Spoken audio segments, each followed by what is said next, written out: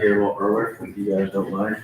You don't wanna hear about that? We are live. No, I'm just been a little under the weather and. No, that's fine. And I need to run some roads anyway, so. Here's the sign now. Sounds good.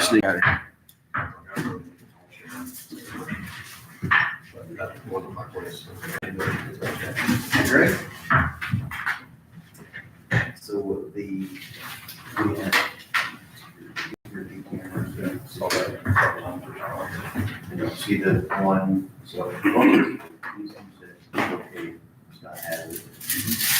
And if you watch it, I'll do it out. So I guess 2 or 3. So do you think we could put something together that says, maybe we're giving you access to the application, anytime to be removed, it is to be used only for. Maintenance.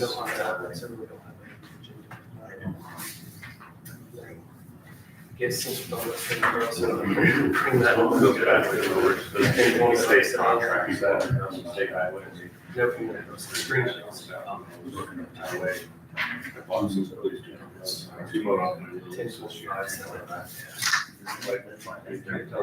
There was any issue they want to live here. I see a lot of signs out, you know. Plus, All the weeds that they're suppressing.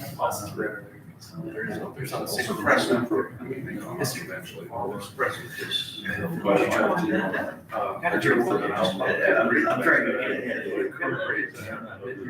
I never been to it, so. Put a bigger sign out there. He did not. Yeah, right down the ditch. Yeah. You know, it was wet, so it was. Now it's kind of, How about you try? hodgepodge, you know, pretty laid back into the weeds, people working, so we're, Yeah, I bought a bunch. you know, foolproof. He was on. Fried steaks. Uh, Fried steaks. Went up there Thursday, got all the clothes I carried out. Got it. Small enough sizes that they line the ditch was all. Oh, Take man. care of it. You don't get it for rep size. Down the road, and whole property ditch. And everything cut down pretty forward. Next. I agree. Steve and I are mowing fools right now. Can't keep it up. We've been watching you do all that. Okay, good morning, it's 8 o'clock. Let's begin the Commissioners meeting for September 2nd, 2025. And we'll, we have a quorum present, we'll do a pledge of allegiance. I pledge allegiance to the flag of the United States of America and to the republic for which it stands, one nation, under God, indivisible, with liberty and justice for all. All right.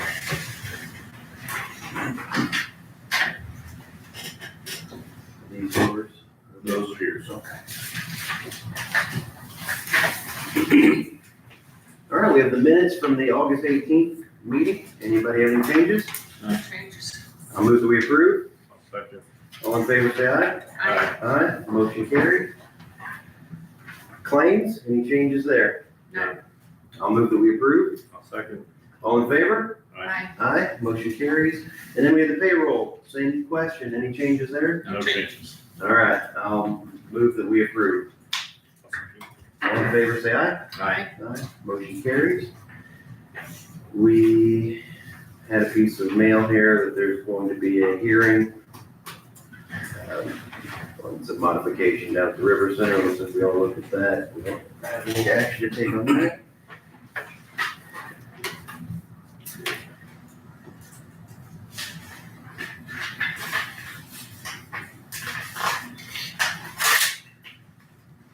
All right, let's go ahead and do the highway reports. Good morning.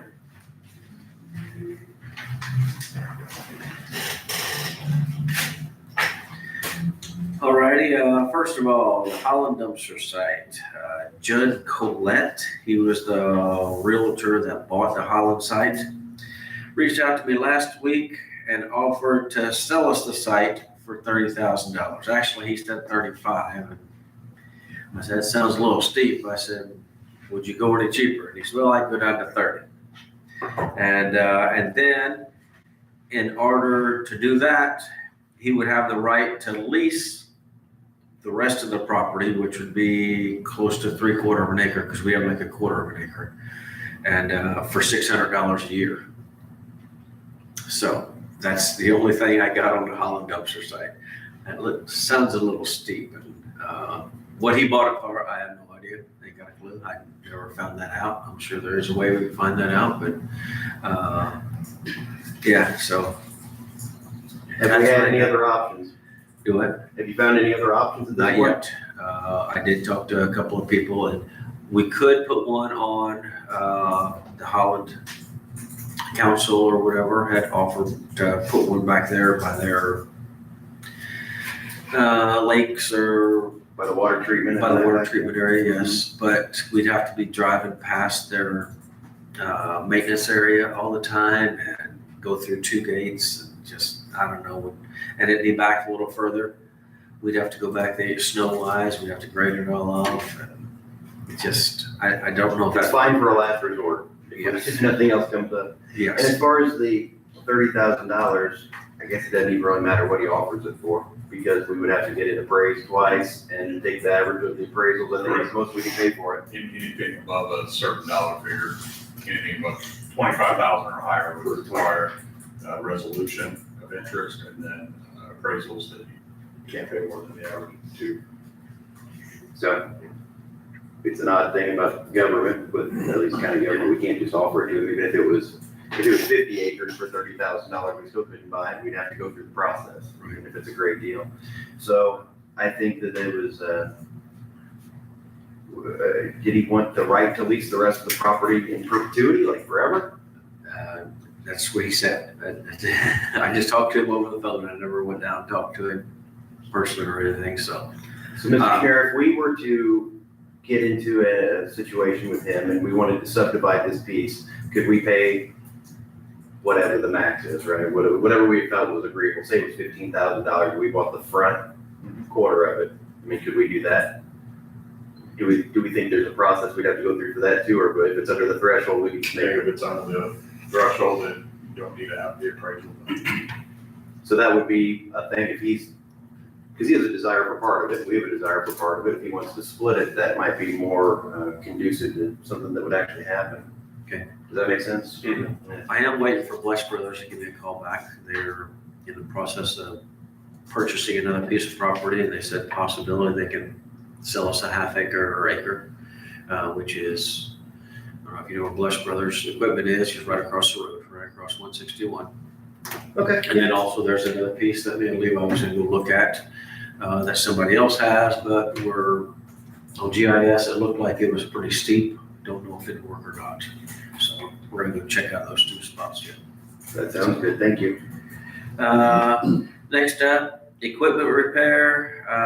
There's been a lot more than a normal repair this year. And we would like to move $60,000 from the highway and put it into equipment repair. So, like your approval. to- From which highway, which fund? Like what is that? Line item. Yeah, line item, yes.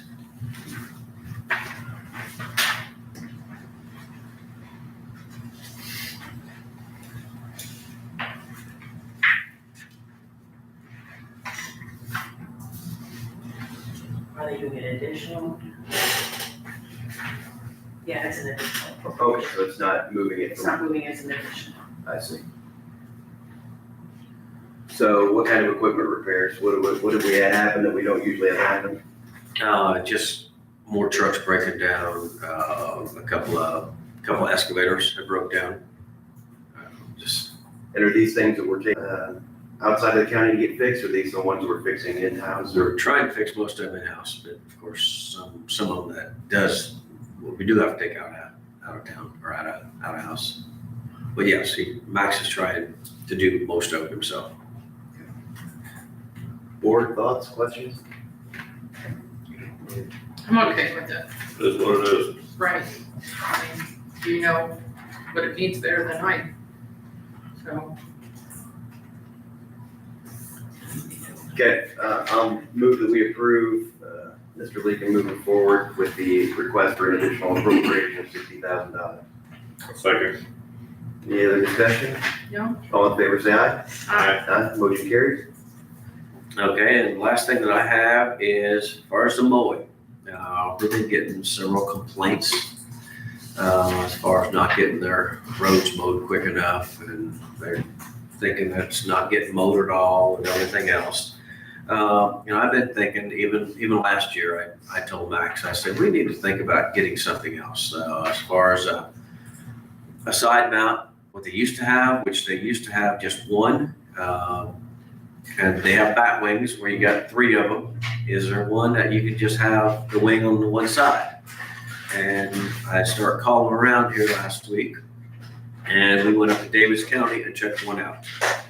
What they have is just they pull behind, and then the one bat wing on the one side. And then they have a weight over here for a counterweight or whatever. So, and we went up and checked him out, and he was doing a good job. He wasn't putting much out on the road or anything. So there is an option we could do that. And Max looked around, and he did find an old tractor and an older brush hog that we can give it a try. And it'd be right at $30,000, maybe a little bit less, he said, that he can get it going and try this out. We don't want to jump in and buy, put $150,000 in it and it don't do the good a job as what we expected, so we'd like to try something before we buy something good. So, and I gave you a paper as far as how much it was and everything else. I think the tractor was from Maltersville, and 15-foot bat wing was from Washington, I believe it was. So I think we need to try something, because right now we have, years ago they used to have mowers where it just went outside and they could move it back and forth, and they could get 2 swipes is all they can get. Well, so they went to the boom mowers, and the boom mowers are like 1 foot less, so they can't mow quite as much. It went from 60-inch down to 50-inch, I think it was. So, and then plus they could brush cut with them and everything else, but they just don't move as quick as a batwing would. So if we So can we get don't have any of the bat wings in operation? no, none. How are we getting the trees and the brush? How are we doing the one? That's the brush cutters that we have. That one. That's a bad one. So I was thinking the bat wing was like a lawnmower that goes up and down like this, and you can move it, right? So you can do things that are vertical, or you can do things that were the regular roadway. Yeah, but it stays on the ground. That's the side mount, The right? side mount lays on the ground, right? Yeah, yes. And the bat wing, you can. Well, the batwing stays on the ground. I mean, it just folds up. It You just- you can't raise it up in You the can't air. raise it. No. Okay, No. that's where I was confused. Yeah. The boom mower does that, and they do an exceptional job as far as cutting the brush and overhead trees that are hanging down and everything else. They do a wonderful job on that. But it's just, they can't keep up on the mower as far as right on the side of the roads. And that's where people are really complaining. They drive down the road, they see 3-4 feet weeds on the side, and they just don't like it.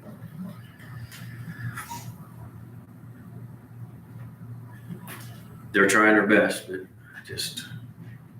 and with all the rain we had and everything else, it's just been a harder year this year.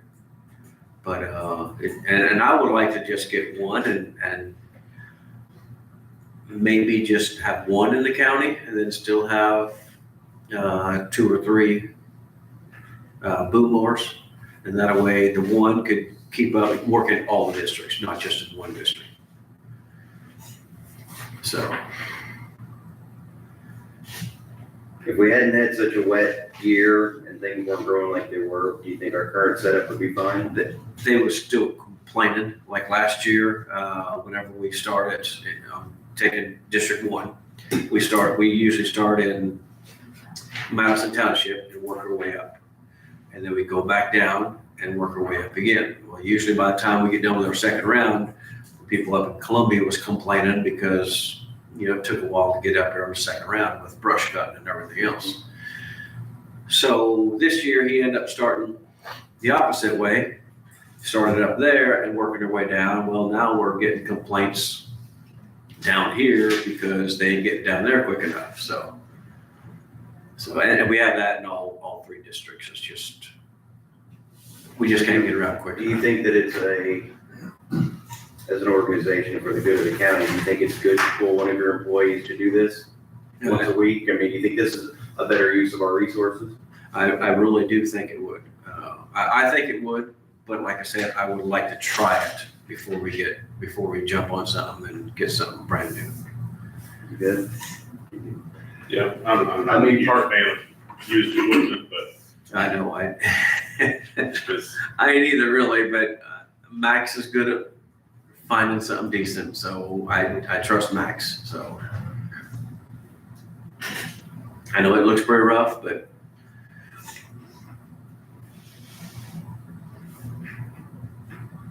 I like the idea.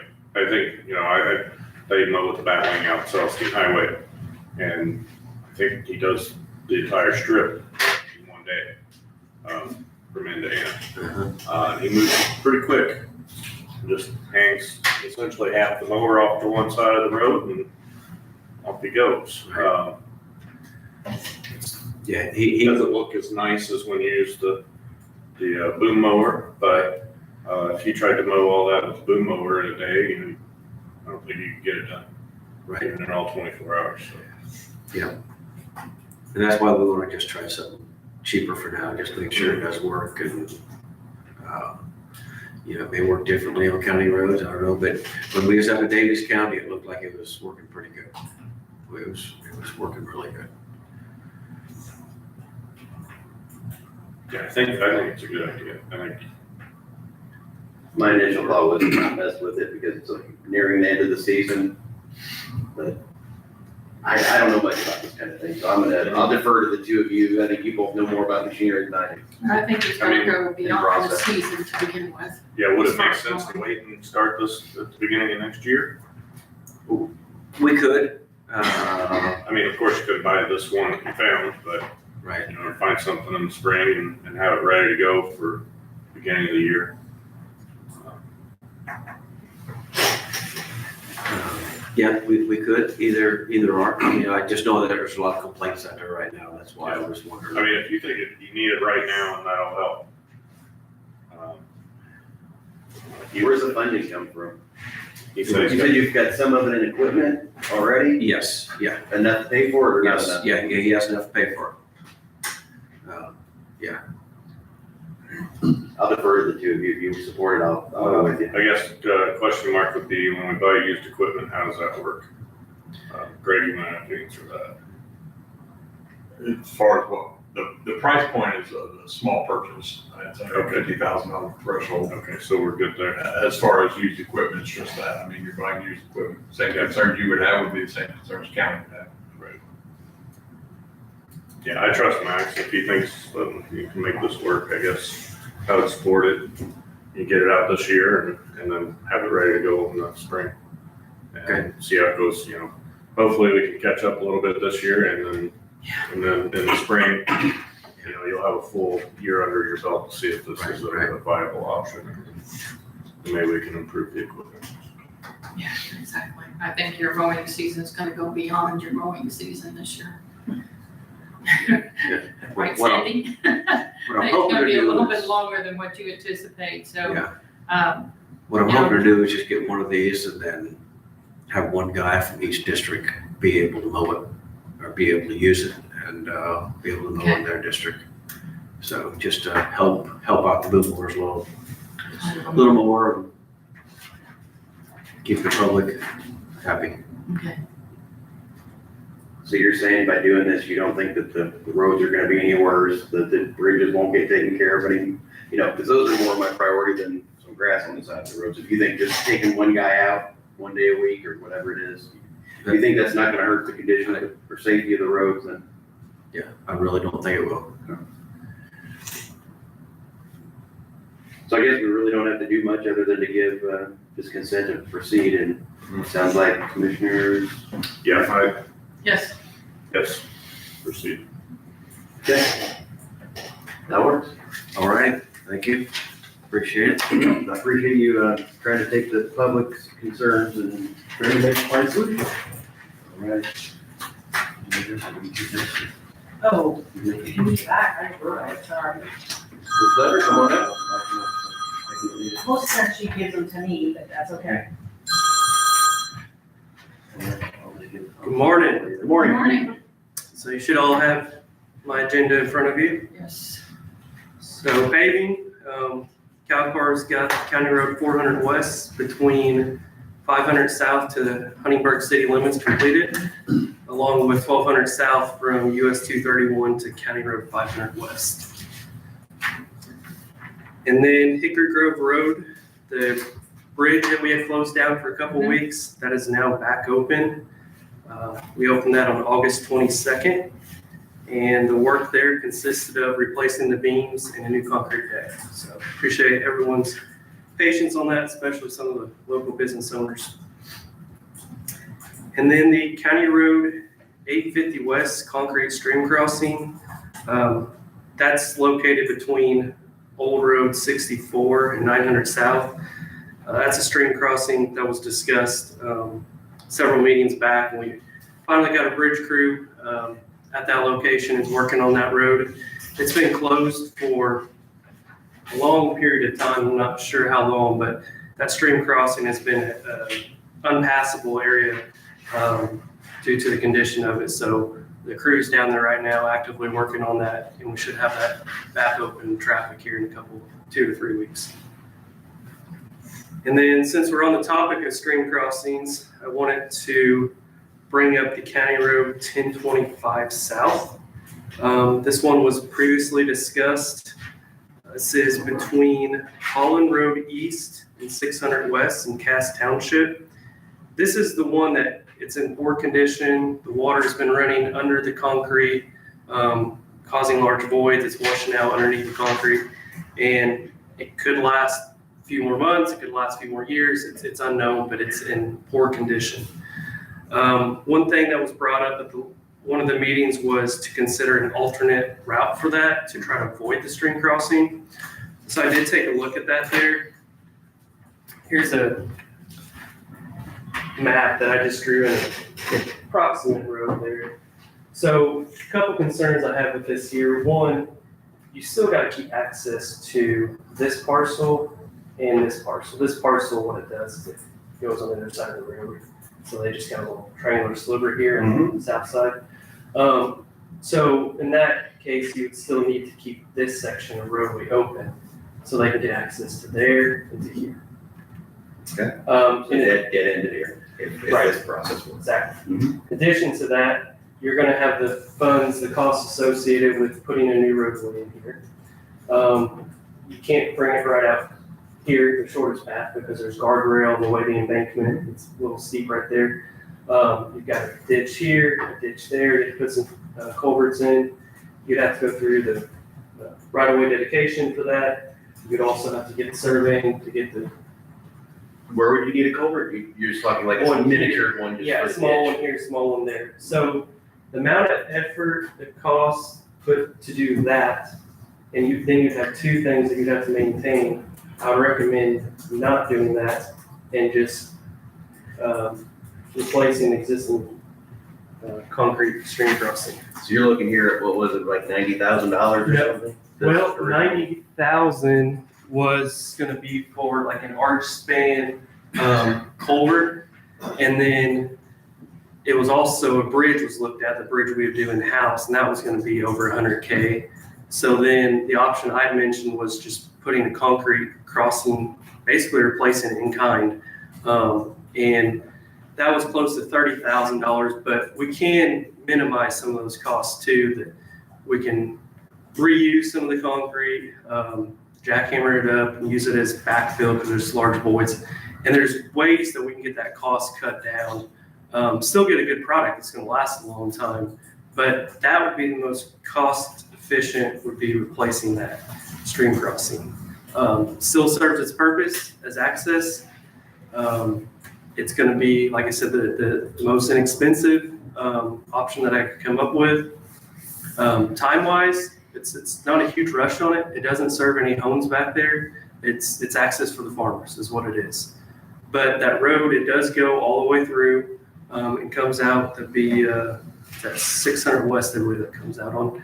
And we do have a couple other structures along that road as well. So it is a dirt road, keeping that in mind too. But I think it'd be the least amount of hassle and make the most amount of sense just to replace what's there. And it can be, we can push it off. I've gotten some calls on it. No calls of urgency, just calls of concern that, hey, when this does fail, how are we going to get access to it for the crops? I think I could get behind replacing it in kind. I think when I suggested that we move the road over, we were talking like $125,000 to put a structure in there, and it seemed silly to spend $125,000 on a dirt road. We could get this cost down to $20,000-$25,000 for it. And we've got the funds to do it. I don't need any appropriations. It's just a matter of still using the funds for it. It's there in our King Bridge fund. Entire thing, the dirt road, the entire thing. It's I mean, that short section between 1025 to that stream crossing is gravel, and then it switches from dirt, and then it stays. so basically it's for the farmers. And then when you Yes, get to yes. the other bridge, then it goes back to an improved surface. That's what you're. Well, the other one's you know- also a concrete I crossing. think one of, some farmer put some rock on there, but you know, it's not an approved rock road. It's a dirt road. Yeah, there's another stream crossing closer to 600 West, and then in between those two stream crossings, we do have an actual bridge structure, a small bridge. So I went out and drove it a couple of years ago when it came up, so. Part of me would think we should just relinquish the whole thing to the farmer and let him deal with it, not have it as a county inventory. It's It'd be one thing if there were multiple property owners along the road. I think we've got some interesting roads that are Yeah, we do. kind of here to maintain access for property owners, so. Yeah, I could support the, $20,000 to $30,000 to replace in kind. I mean, what's there now works. It's serving its purpose, yes. Right. It's I mean, just if in it- poor condition. To rephrase that, if it wasn't in disrepair, we're fine the way it is. And I should mention too, that the first choice was, can we repair what's there? No, we can't. It's past the point, and I wouldn't have a comfort level of knowing that our repairs would last and there'll be Band-Aid repairs. So we can make the most of what it is until the time comes. Other things take priority over this. Bridges, Exactly. roadways are traveled more, but this would be lower priority. But still, it's one that I've gotten some phone calls from. So I figured I'd at least go ahead and see where you guys are thinking of. is that in our small structure inventory? No, it's not. No.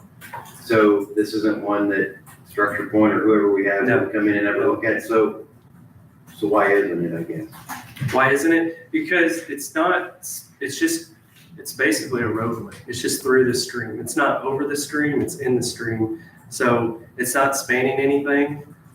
It's just the concrete laid on the existing stream bed. And the problem is it's going under the road partially. Yeah, the problem is the water Comes back. was intended to flow over the concrete. Now it's going under, and over all the years, it's slowly washing away underneath it.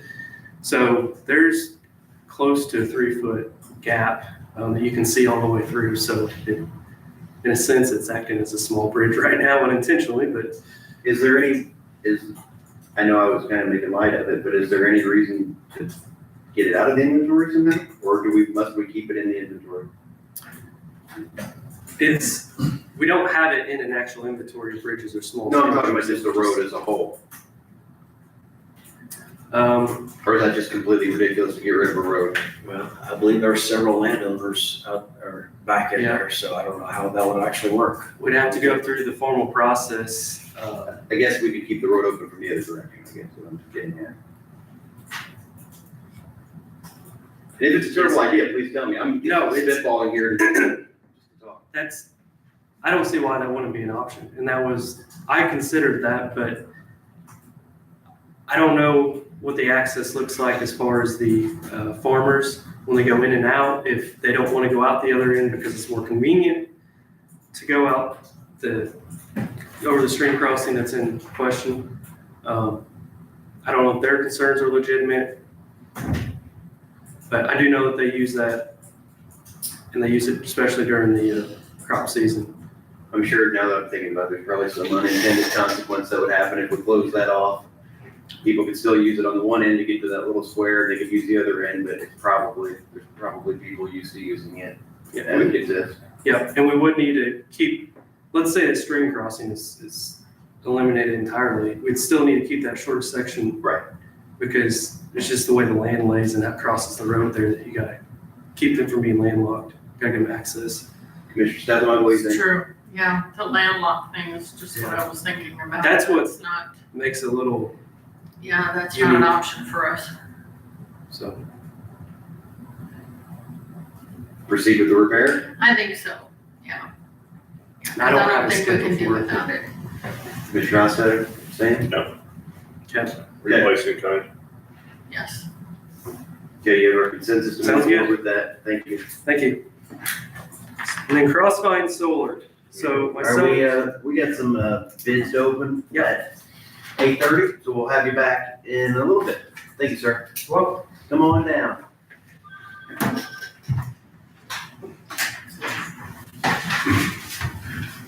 It's just walked in. Can you? I can run over. I can run a grab. They'll bring them over. Okay, thank you. Bye. I'll get that real quick.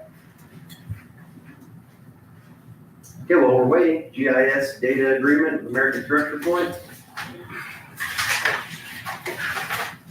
So American Structure Point is doing the comprehensive plan with the county. We are under agreement with them.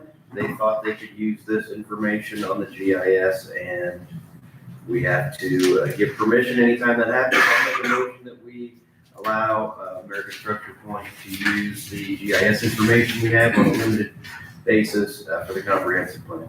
So, Any other discussion? No, sir. All in favor, say aye. Aye. Motion carries.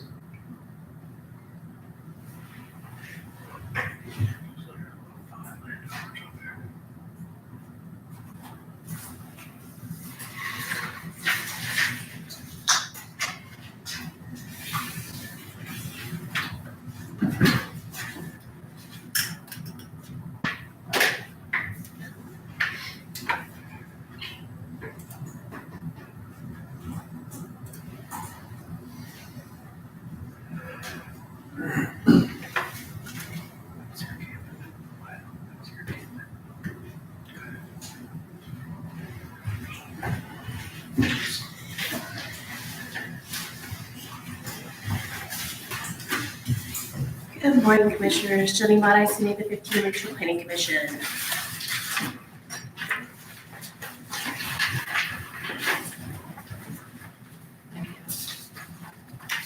Thank you. Good morning.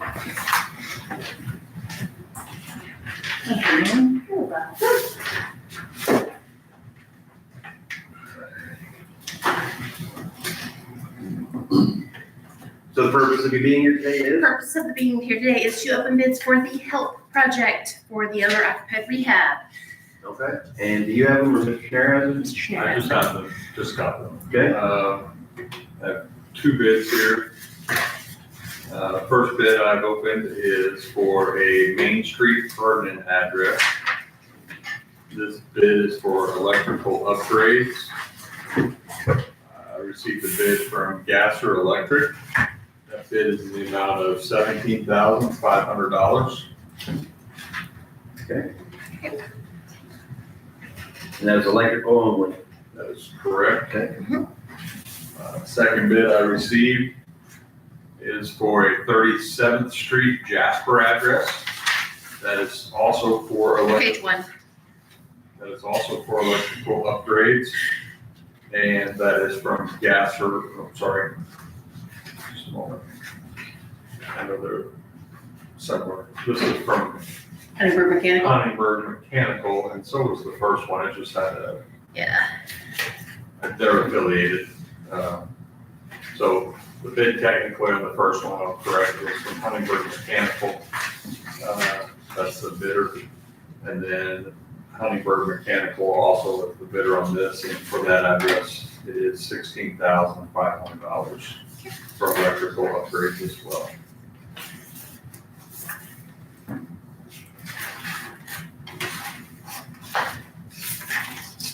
Everything in there as well, I'm assuming. They always have a good bid packet. And those are the two bids we have. I did get a message on the way up here. I had 2 calls this morning at the office. Folks thought the bids were due tomorrow, did not have them ready. So we're getting to the end of this program. I've had some discussions with Chad. This has to be completed by the end of the year. We need to have work, in all honesty, be completed by the end of October.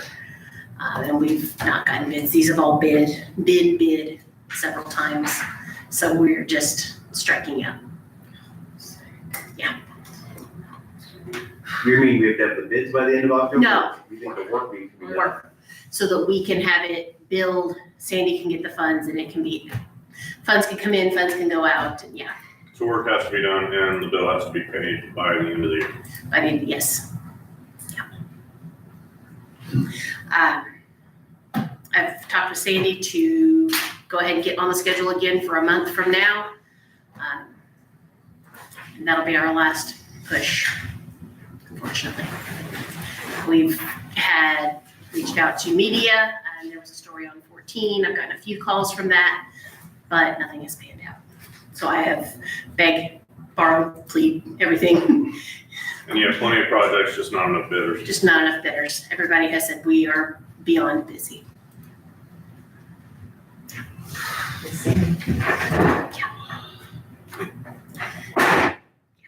Did, I'm just looking up something here. Did Mr. Fulkenberg reach out to you Yes, and they just weren't interested or didn't have time or Didn't, yeah. whatever it was? most of them, if they reach out, I send them things and then I just don't hear from folks again. Is it too complicated? Because that's what I asked him. I said, like, so if you remember Chris Fulkenberg, he runs a business that does rehabilitation of homes and this kind of thing. That's part of their business.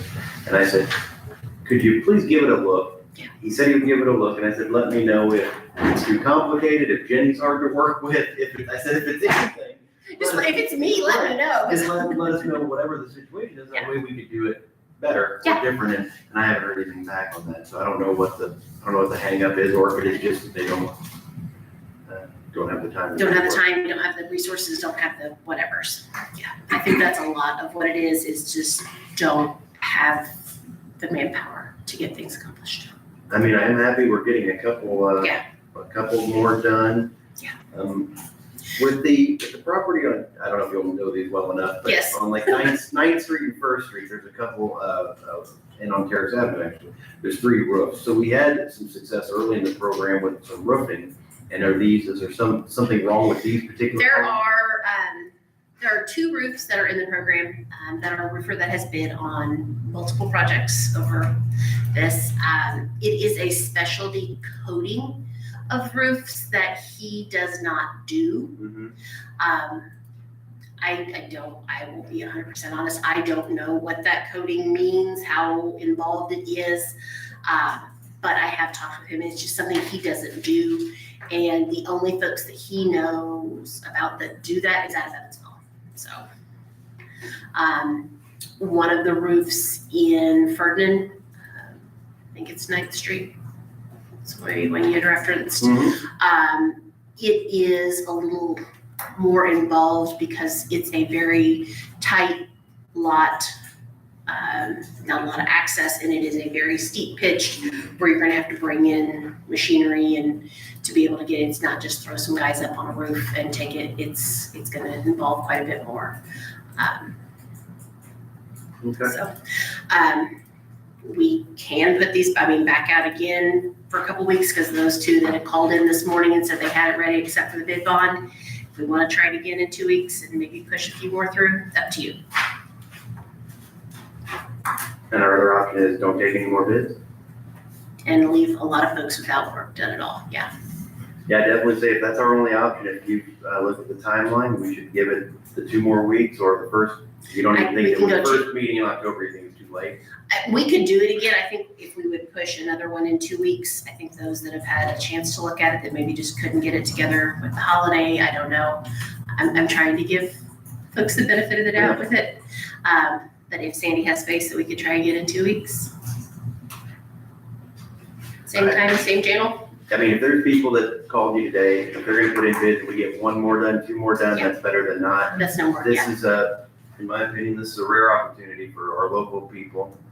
And for one, the homeowners to get an upgrade for their home at no cost to them. And they have been more than patient waiting. And to give the opportunity for local businesses, if they What to get? want to have some work. I mean, this is, our check is clear, right? I mean, Yes, you are guaranteed payment from the county So because it we- comes from the state, so. you know, I sure hope that on this last one, we get, Well, we get a good turnout. we are already scheduled on October 6th. Yes. Do you have anything for 2 weeks? I can do September 15th, 8:30. 8:30? All right, So this is us begging and pleading against Yes, people to I do will- this kind of work, please do the work yes. and put in the offer. And it's not nice to be easy to work with. I'll try. And so with those, do you want to review those bids? I will review those, then come back in 2 weeks and recommend, if that's okay. That's fine, unless you think there's some reason we need to do it today. Just want to make sure numbers. Yeah. Because some of those 2 properties have had work completed. Just want to make sure that the funding is right. Makes sense. Thank you. Thank you, commissioners. Jenny, Yes, ma'am. can I get your telephone number? I'm gonna reach out to 2 or 3 other people. Yes, What's your ma'am. telephone number? And I can reach you, call you back. Ms. Luther, you can come back up whenever you are ready. Write a couple of names down here while you were talking, you know.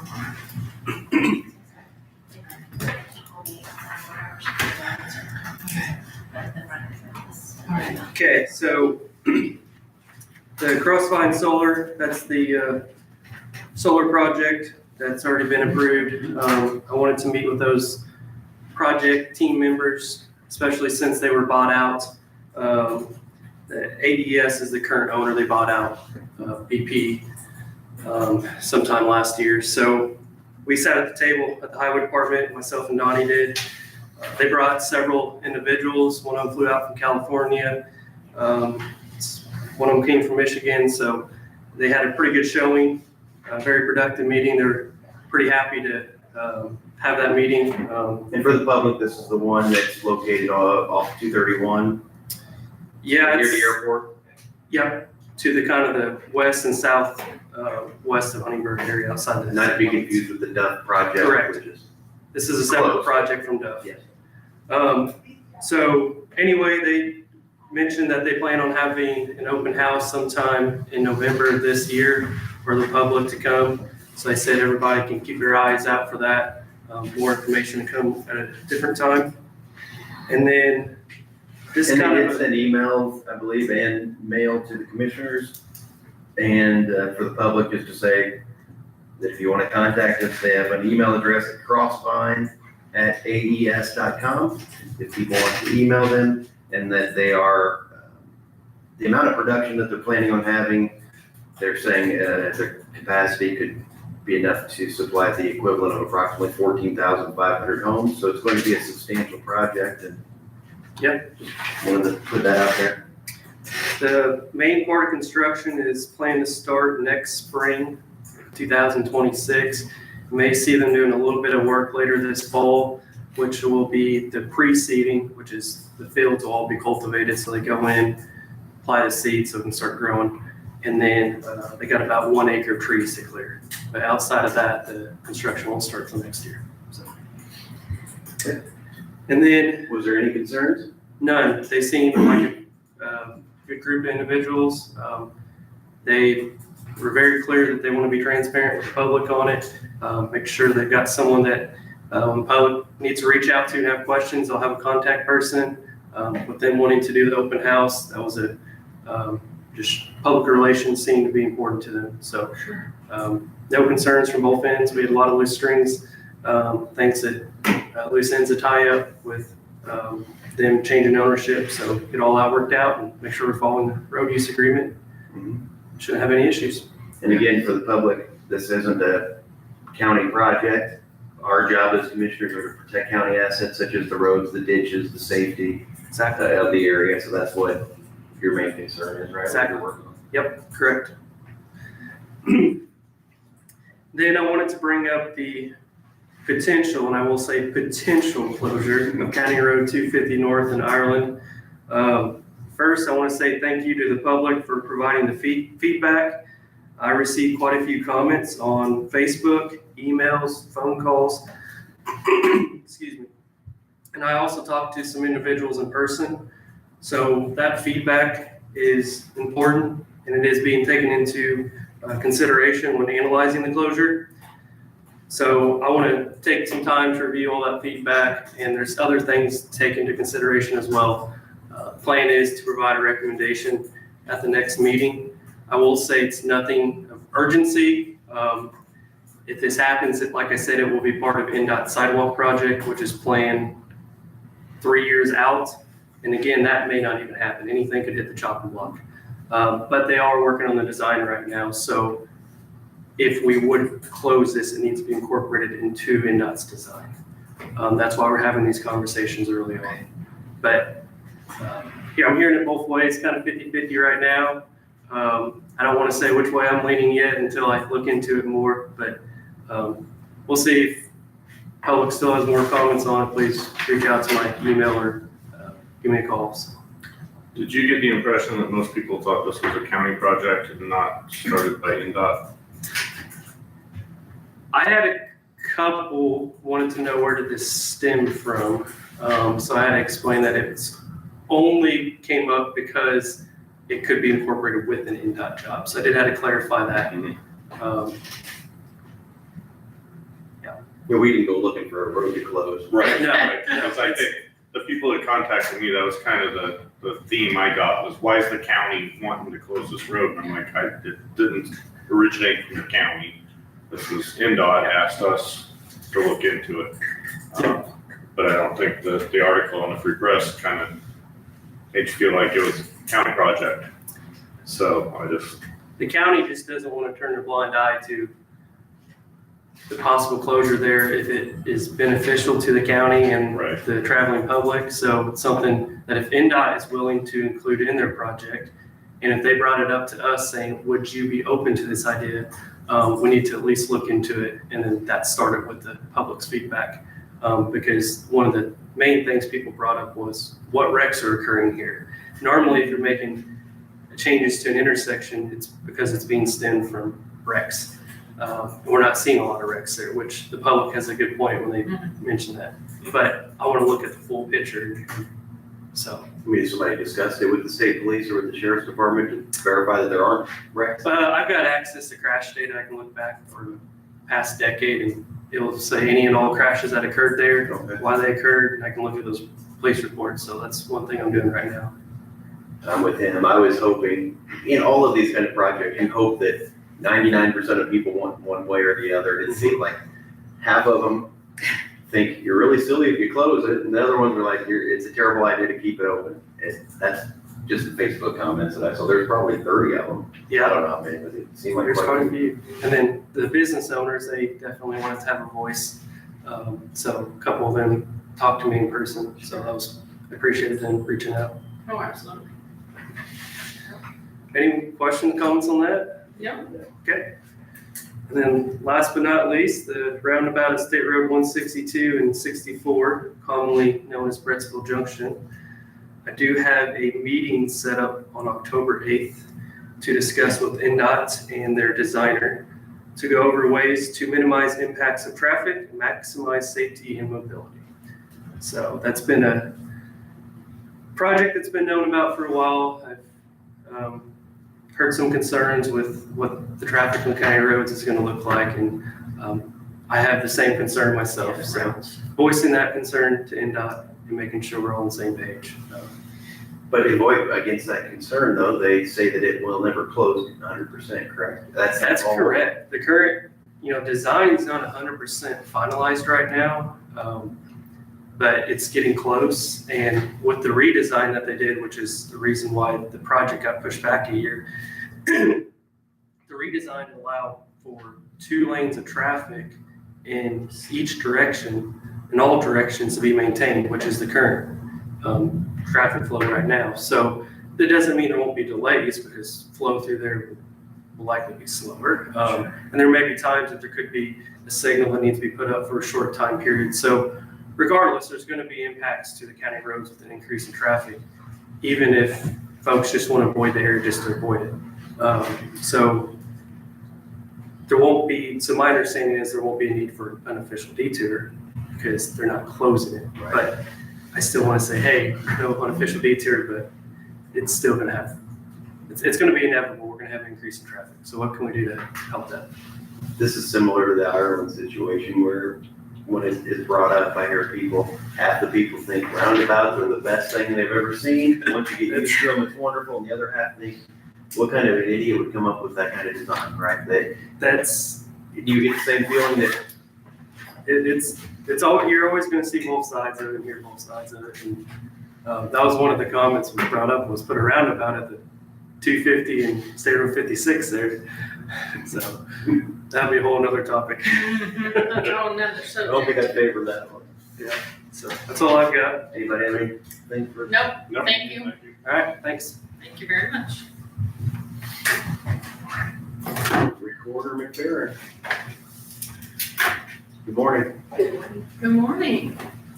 I was approached last week by a young lady wanting to volunteer in our office at least one day a week. Just for this semester, she's earning her master's of library science at IU. And she was just, And who is doing this? I'm sorry, I didn't catch that. You said you just have someone that wants to volunteer their time? yeah, like an internship or whatever at our office.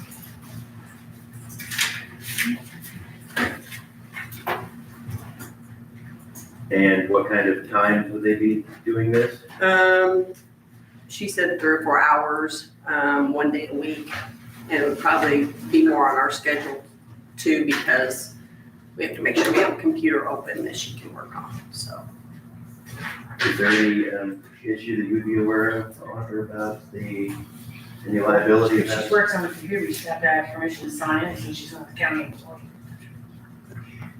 I mean, but as far as the liability or anything of that, I think most of Jackie's stuff's all public record anyways, so I don't know if she's gonna have access to anything that would otherwise be confidential or create a risk for us. So, if somebody wanted to help out, do you have documents? I know a lot of your documents, they'll say social security numbers are redacted, or they've attempted to be. Do you have any confidential stuff in your office? The only thing is military. Military things? I think limiting that access, and then as far as the volunteer basis, might just check with our insurance provider, make sure there's not a concern there if something were to happen. If she were to injure herself. What about Marky? Would we have to onboard them like we would an employee? I mean, Possibility, confidentiality and all that, I mean, probably a market question, but yes. When would they like to start? Immediately? Probably.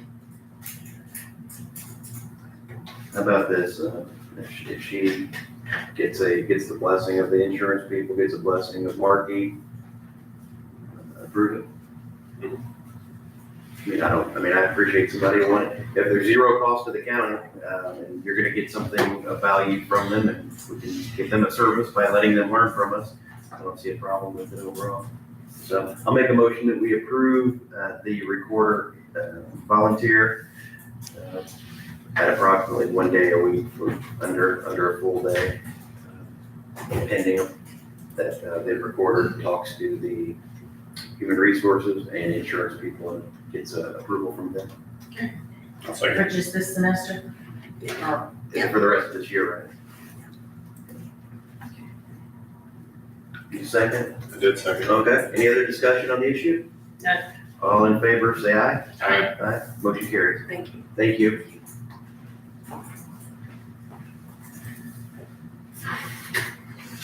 This is a pretty minor issue, but I thought I'd hand these out, just for your records. So occasionally we have to have an executive session. And Mr. There's one for you, but I don't know if I've given that to you before. Looks like this previous session, so it just kind of opens up some of the reasons that a local body can have an executive session. And I'll just read them off here. Employee healthcare options with respect to special exceptions to coverage, employee-specific compensation or employment matters of individual employees. So that was one that was in there before, but I think it's been expanded a little bit. Employee handbook changes, review of negotiations and performance of publicly bid contracts, and solicitation of contracts and proposals containing the bidder's proprietary information. So it just says that there are a few more reasons that the county could have executive sessions and that they are exempted from the streaming or archival records. So there's that. We have some surplus items. 24 cameras were replaced by Astro, and a iPhone 6 SE from Casa. Anybody have any thoughts or concerns on getting rid of either of these items? No. So I did ask Sandy about the cameras. Please be checked with Astro and agreed we're getting rid of them. So they don't have any value. So I'll make the motion that we approve declaring these things as surplus items to be exposed of 24 cameras and a SE6 iPhone. Second. All in favor, say aye. Aye. Motion carries.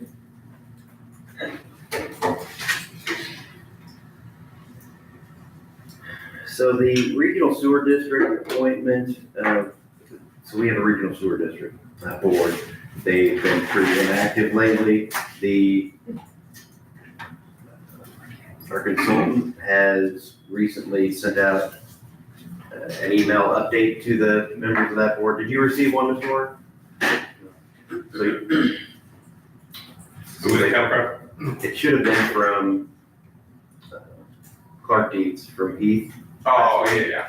Just saying, hey, here's where we are. And so I think whenever he sent those out, he sent them out and he had a couple people on there. He had our previous engineer and he had a previous board member that's been replaced. So I gave him an update of the people that were on there. And I just think that for the record, we should formally put County Engineer Leffert on there. I think the way we have it set up is that Health Department supervisor and director and the engineer are supposed to fill those just by the nature of their position. But just for the formal record, I'll move that we put Mr. Leffert on the Regional Sewer District Board. Okay.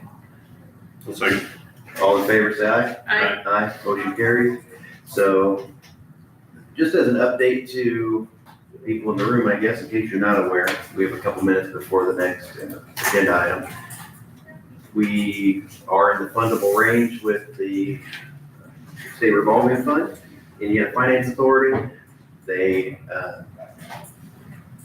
the financing that they're offering to us now does have an amount that would be a forgivable grant. Approximately $1 million. So those are positive things. One, we're gonna get, what that means is we're gonna get a lower interest rate than the market.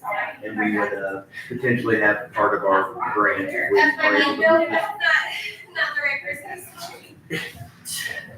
If we're able to move forward with the project, like we hope we are, and have it that it won't cost the end user more than it would be acceptable, then hopefully we get part of that grant that we wouldn't have to pay back. So we are still working through that. We have a meeting coming up with the city, talk about them taking our wastewater.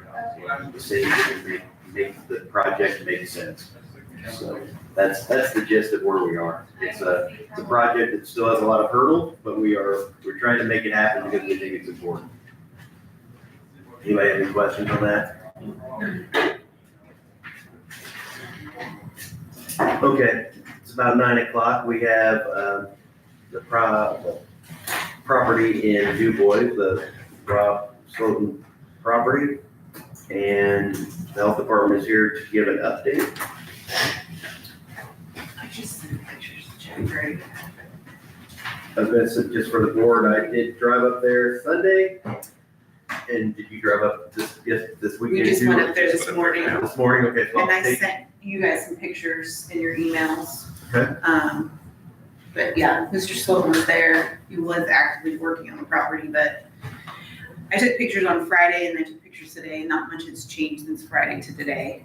The only thing we noticed that he did was he did clean up the pile of debris and lumber next to the dumpster. That was the lumber he wanted to save. He stacked it along that wall, the retaining wall. It's stained, put a tarp over it, and then just brought in. The wall down now. Oh, the doors in. The doors He in, did get the door in, but there's also a huge gap above it. So I asked him what his plan with that is, and he said he's gonna finish it out with wood and then eventually get to the holes in the bricks as well. And I also reminded him that he needed to do something with the roof, because now they tore the whole building away from, well, the back part away from the front part. A lot of those bricks at the top are loose and falling out, and there's no soffit or anything there, so bats and in can go in and out of the roof. So he's aware of that as well. But he said he's going to continue to work today. I think his goal is to clean the rest of that brick and debris up next to the dumpster, and then work on the door, getting that completely closed up, and then starting the bricks. I think he said he's trying to make enough money to get another load of rock, and then he's going to eventually put that AstroTurf over all of it to make it look presentable. That was, the AstroTurf was not anything that we recommended. I don't know where he got it, but he did bring that in to cover it up. and those pieces of plywood, was that, what was he doing with that, I don't remember. I really don't know.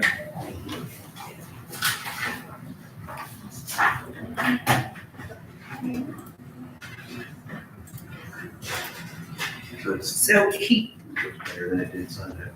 since Friday, that pile by the dumpster has been cleaned up a lot, not completely. He says he's gonna finish cleaning the rest of that pile up and putting that in the dumpster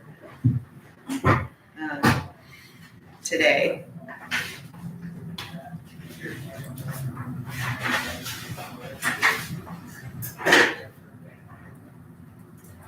So as far as the state code, which we follow as our local unsafe building ordinance, the property is still out of compliance because it has holes in the side of it. And it has a potential of things falling off of the building. So those are two of the items. I read it last weekend, I think. It's a fun read. And I know that those are two of the items that make this an unsafe structure. Still, do you agree? As it stands. So our options would be take the wait and see approach, look at it again. That'd be 1, 2, we could go in and do the work ourselves again. Or 3, we could hire it out. Or I guess 4 would be we could assess another fine for it being out of compliance. Mr. Schneider or the board, do you believe there's any other options that I haven't vocalized there? I think those are kind of our options. Yeah. And does anyone on the board or with the health department have a thought on that? I mean, at this point, we would leave it up to you guys, because you're the hearing authority and making the decisions, but But you would agree that it's not in compliance we agree it's as of not. this morning? And Correct. I think he's aware it's still not in compliance. He's out there working one now, but that's all we can tell you. Commissioner Hofstadter?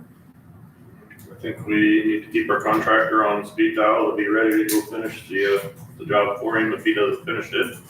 And I think the moment we say that we'll just wait and let him finish it, you don't have that contractor waiting, he's gonna slow down. So, until it's done, I think we need to keep moving forward with the contractor to Commissioner Stefano? I agree, I do, because I feel like if we don't push him knowing that, if we don't push him, I'm afraid that it won't get done.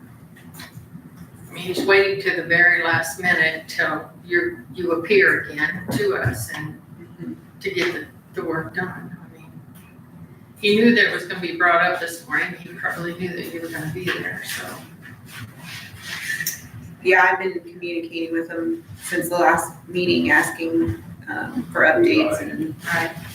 so, yeah. Unfortunate that we don't get any progress till the very The last very minute. last minute. It's frustrating. Yes. Yeah, I couldn't imagine. Guys have to go out there all the time.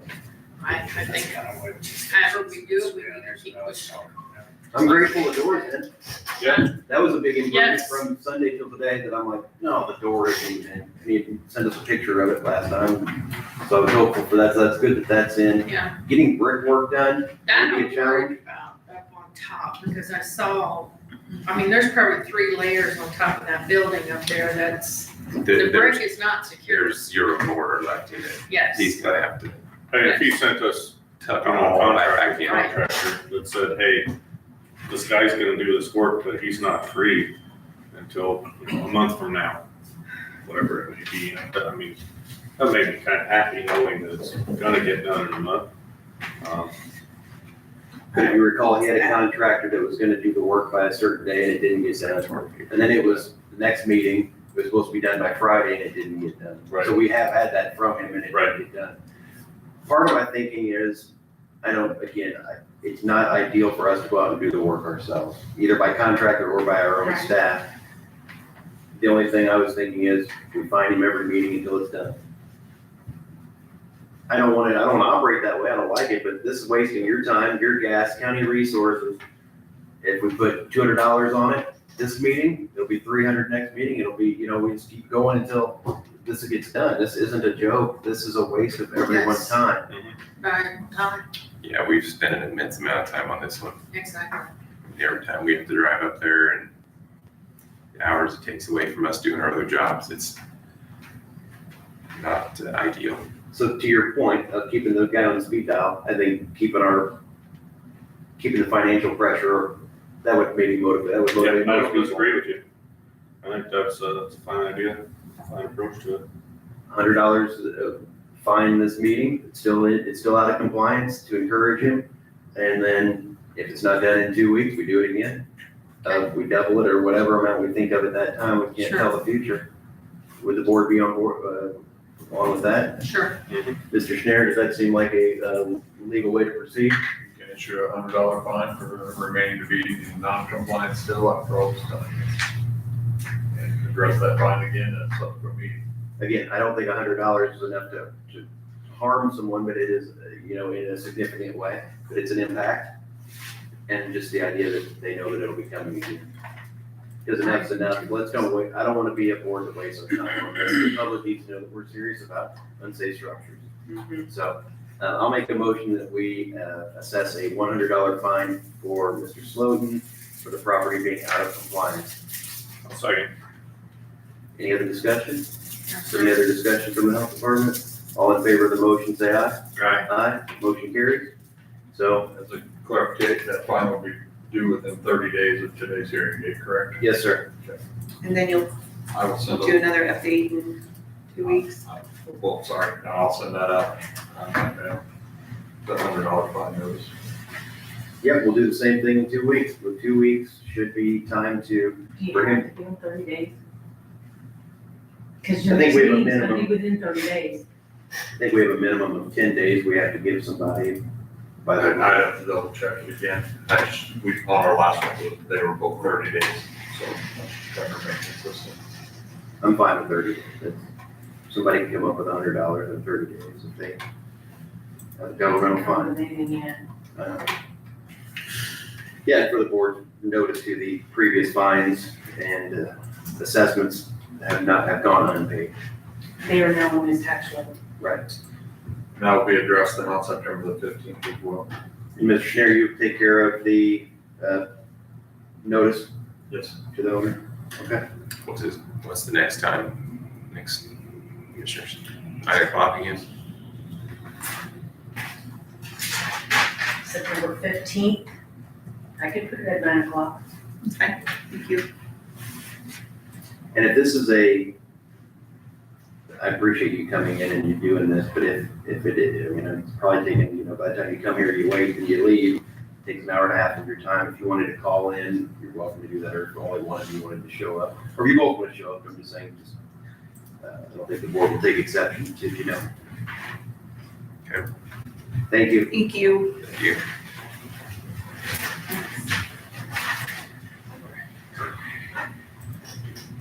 We have some proposals for Matrix, I apologize, for wireless survey and a firewall. Is the board familiar with what I this is? discussed them at the last meeting. And I think and at the last meeting, it's just a matter of you getting in contact with Matrix and they made the revisions that we requested. Okay.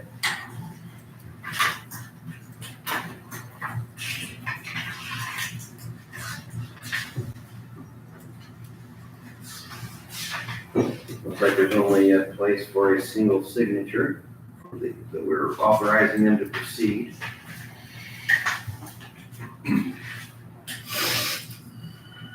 They changed that part about the employee, is that issue? It's in there. So. Let's see here.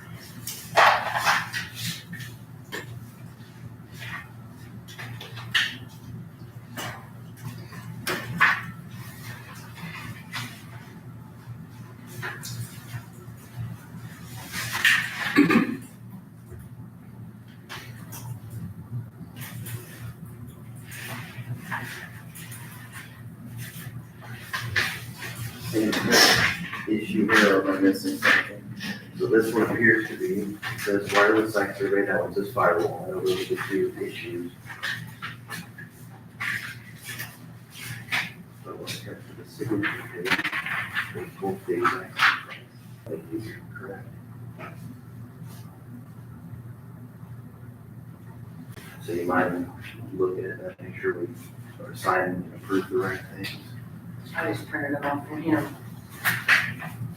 We'll come back to that. Here's the back page. That's the page.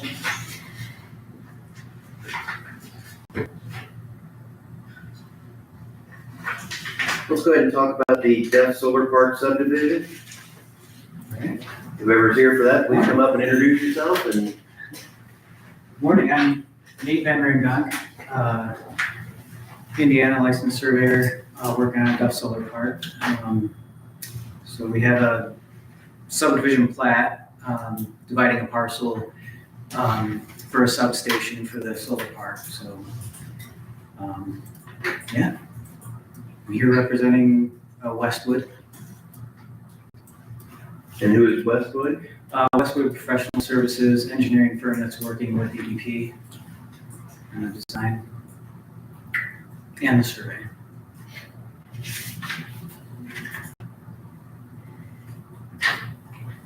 Okay, what's the purpose of the subdivision? What can they do with the subdivision that they couldn't do before?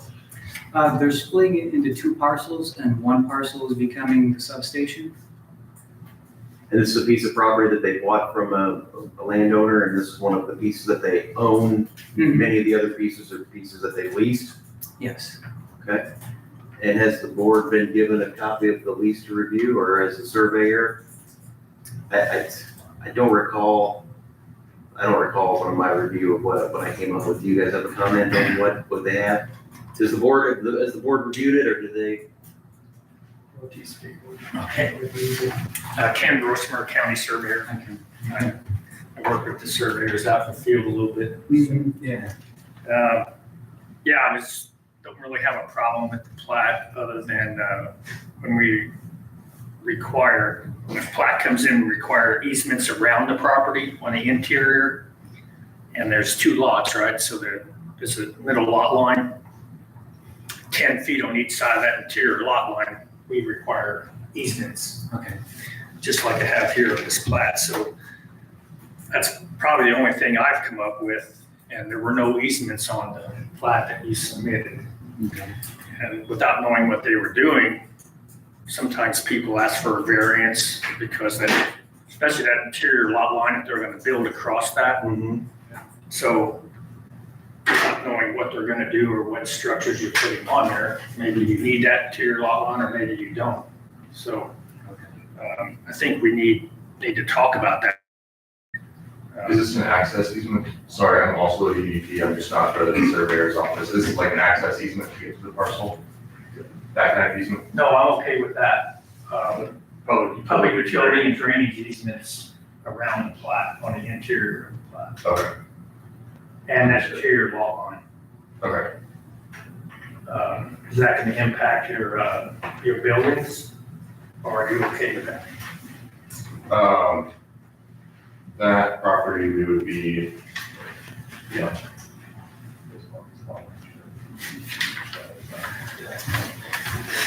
I just see easements around the side, and 10 feet on each side of the interior lot line. And they would be coming from over here, right? Isn't this where the, Yes. a lot, or there would be a road through here? And they have a recorded easement on that, and all the stipulations about maintenance on that. That's all fine, Yeah, I'm okay with that. but we just need to have them give their setbacks. Basically, the 20-foot setbacks on the property line, that's what they end up doing. But since they're 3-acre lots and bigger, we don't really have a building setback and not along the road. But these 20-foot easements and then can on each side kind of protect the owners around it, right? So if they run utilities, public utilities, they could now they have an easement. So just bring this, he says is already taken care of, this road, this easement for that. Yeah. So there is access to both properties. Easement back to here, easement down to that lot, easement off the road, recorded.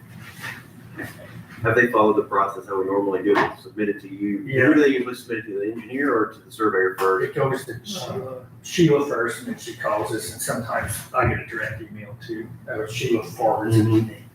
And yeah, Greg just gave me an explanation of the easements. We have a stipulation in our ordinance, if the lots are 3 acres or bigger, they can do that, put an easement in. But there was something in there that had to name the road, didn't it? Yeah, normally, you're gonna have road frontage, to dedicated public right of way. If you don't have that, then you have to get additional roads built with dedicated public right of way. But like, since, Kenny was saying the 3 acres or greater, we got a, wording in the subdivision ordinance that you can have, a road here that comes in, it comes off here. So this is not abutted to public right of way. Right. There's a road that goes over private property, and Kenny pulled the easements on that because that instrument numbers are recorded, to make sure that that was established in those recorded easements. And then it talks about the maintenance responsibilities as well, because, and that's got to be, is there a date on that as far as how long those easements are good? Because they should be good for indefinitely. Yeah, I think there was some verbiage in there about if they quit using it or something, but I can't remember, but I think it's all covered. The only part that, and I've never named a road, it says in there, the county surveyor should name that road. Right. Brosmer Avenue? Yeah. Or down Solar Park Avenue or whatever, but it's probably gonna be one of those, like Shreddering Avenue, one of the ones in it, black on white lettering for a private Yes. road. Instead of, or green signs, Right. there's, so people. They have those think that's a Beaver public in different places, yeah. But I don't know, I've never had to do that. Not that there's that many of these flats out there. I guess we make them put a sign up, it just be black on black, like a private lane. I just named it Solar Lane or something. Solar lane, yeah, something that there's, you know what I'm saying, right out by the county road. That's in our ordinance, but I've never. Okay, so it sounds like you folks understand what the requirement is. You're happy to make that change, that accurate, and then you submit it. You okay with easements around? Yeah, Greg explained it, that makes a lot of sense to me. Okay. So then please resubmit it to the surveyor and we will, go for approval from there. Would this go under the minor subdivision that you guys would approve? Yeah. Or would it have to come back in front of the I commission? think it's under minor subdivision. Yeah, it doesn't fall under the major subdivision. Okay, then that's probably the last we'll hear of it. Yeah. On our side. What was this, the Thank you. easement size? Flat size, No, the easements. How wide? you just have this. Okay.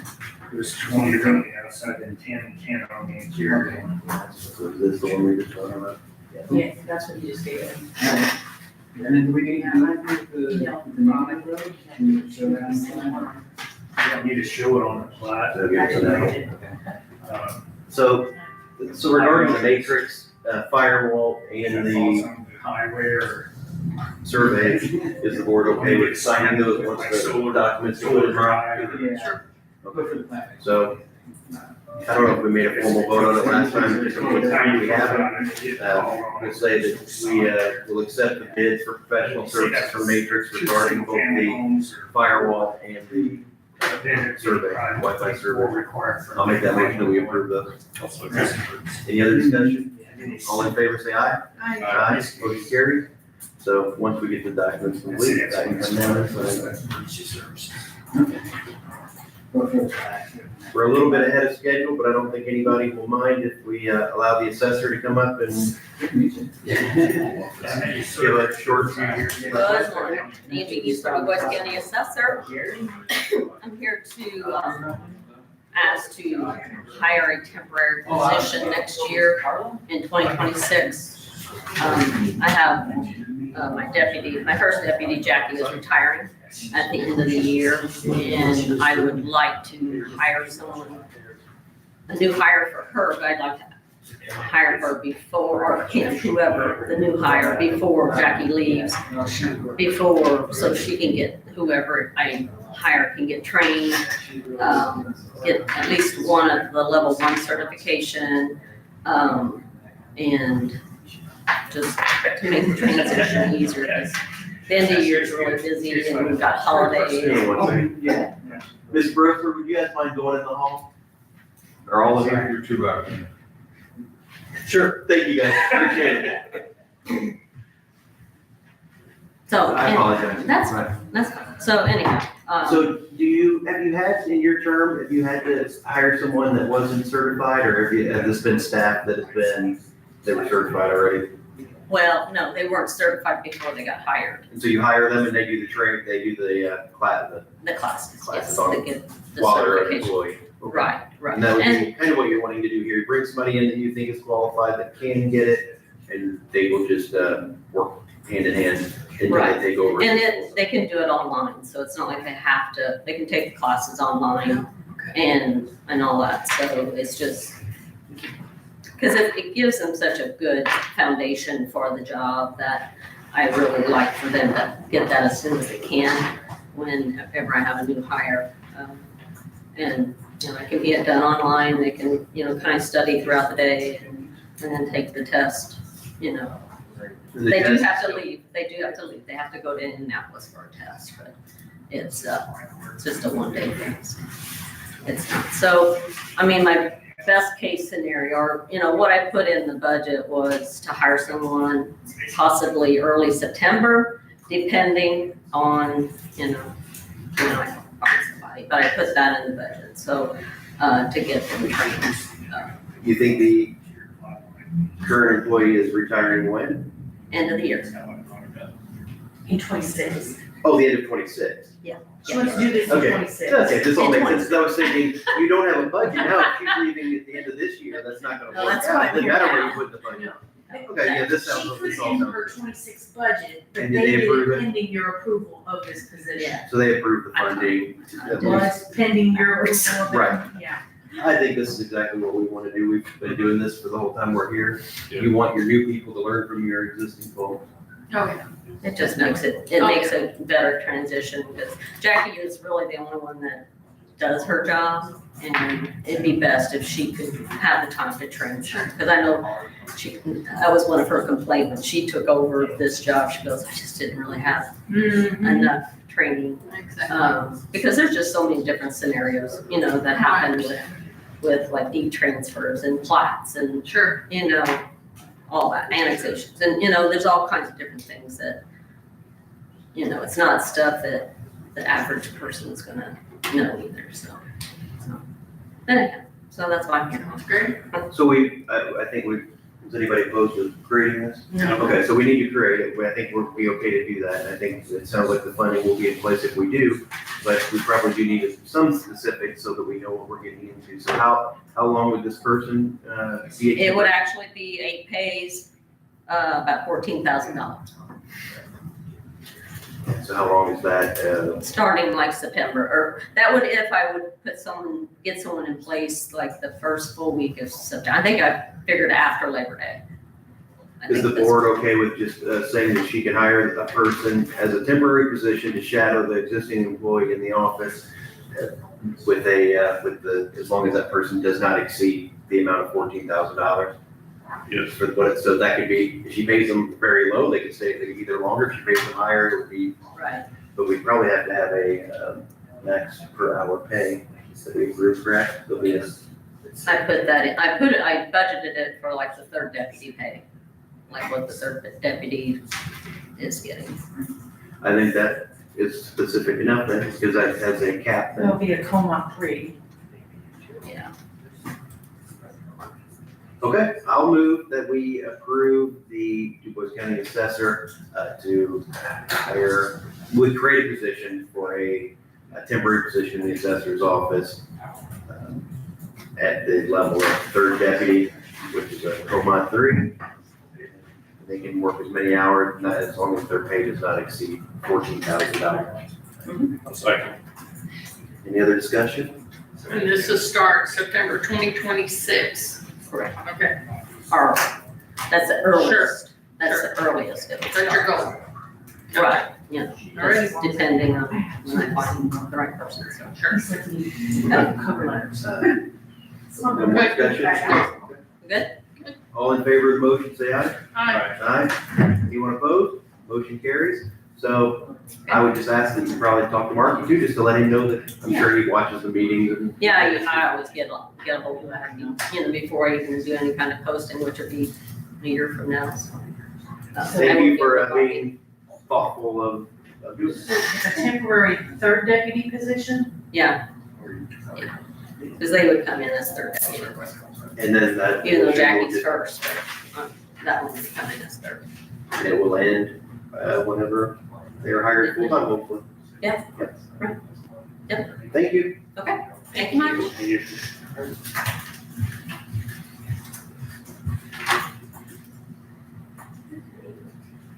Just for the board's information too, over sometime in the next couple of weeks, I'm gonna be meeting with highway personnel, solid waste, and health department to talk about ordinances, code violations, and how we can improve those processes.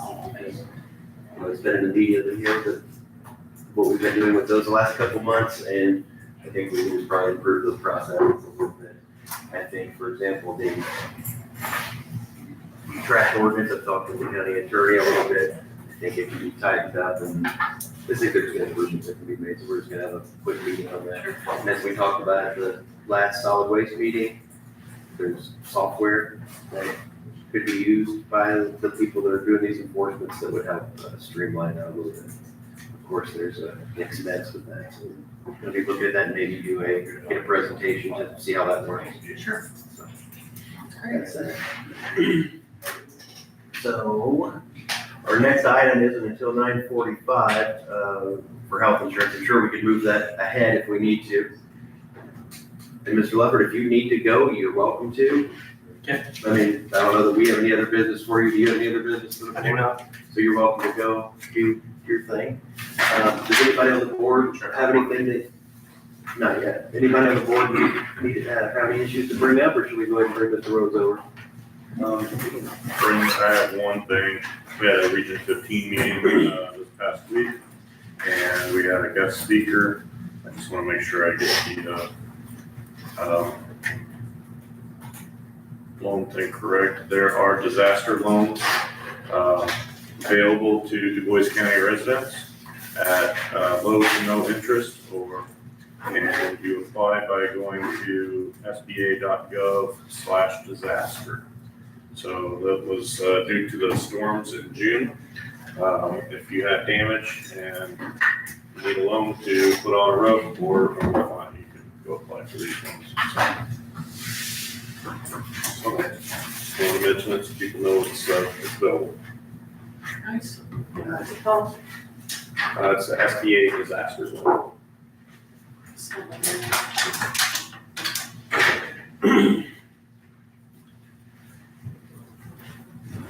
So,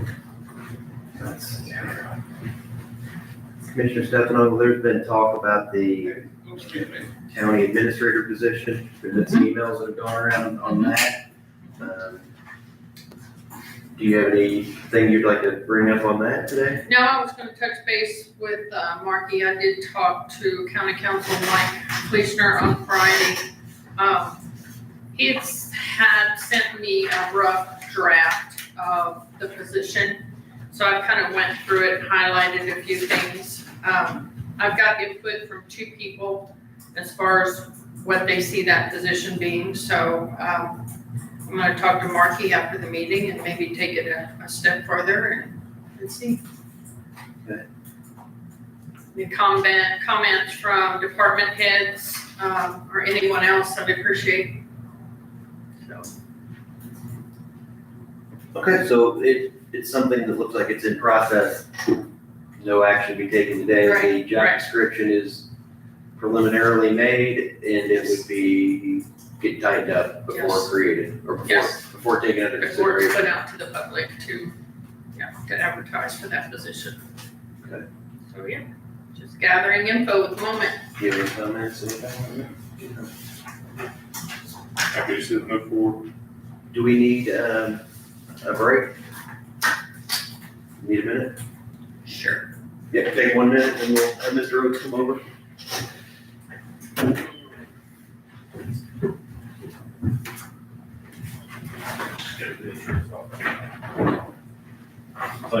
Cindy? Not yet.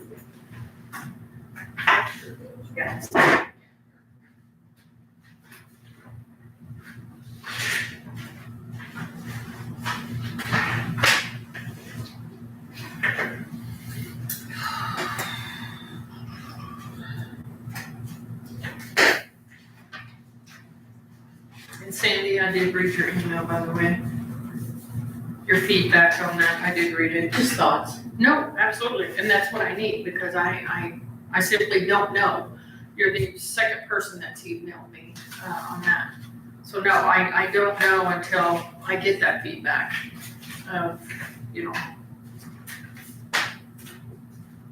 everybody's thoughts. Right, did you see this and get it back to me? I did. I just wanna make sure. I got one too, which is Okay. one prompted my email, which I then sent, I copied you on to, so they're gonna get us a quote.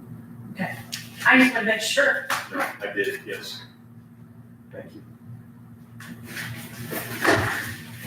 I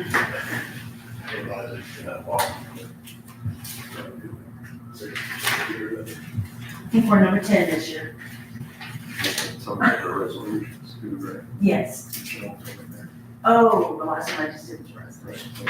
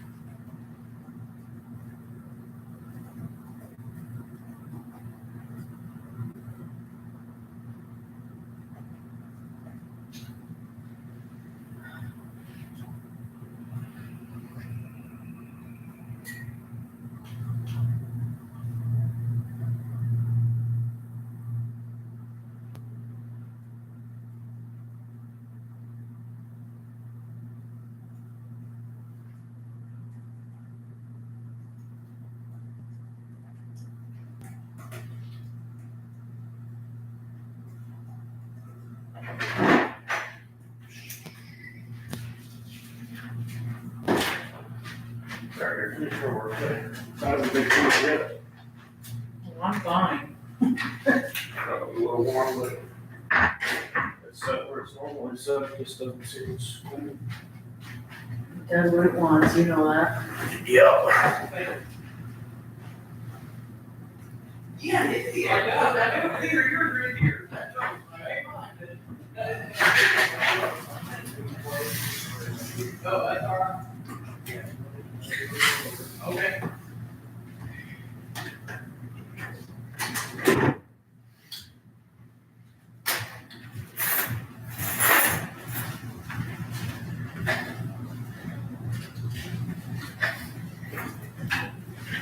Mr. Rhodes is on his way. We talk about health insurance.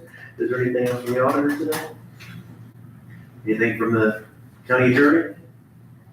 No, sir. No, sorry, thank you. I didn't realize everyone was back. I looked up and was scanning over. Okay. I thought you said yes, sir, and then you didn't say anything. Then I was just being responsive. Yeah, it says on the first page, share. So, Mr. Stefano, do you have anything extra for today while we wait for Mr. Rhodes to come over? No, I don't. Mr. Hofstadter? Nothing. Okay, then I guess we'll just hang out for a moment.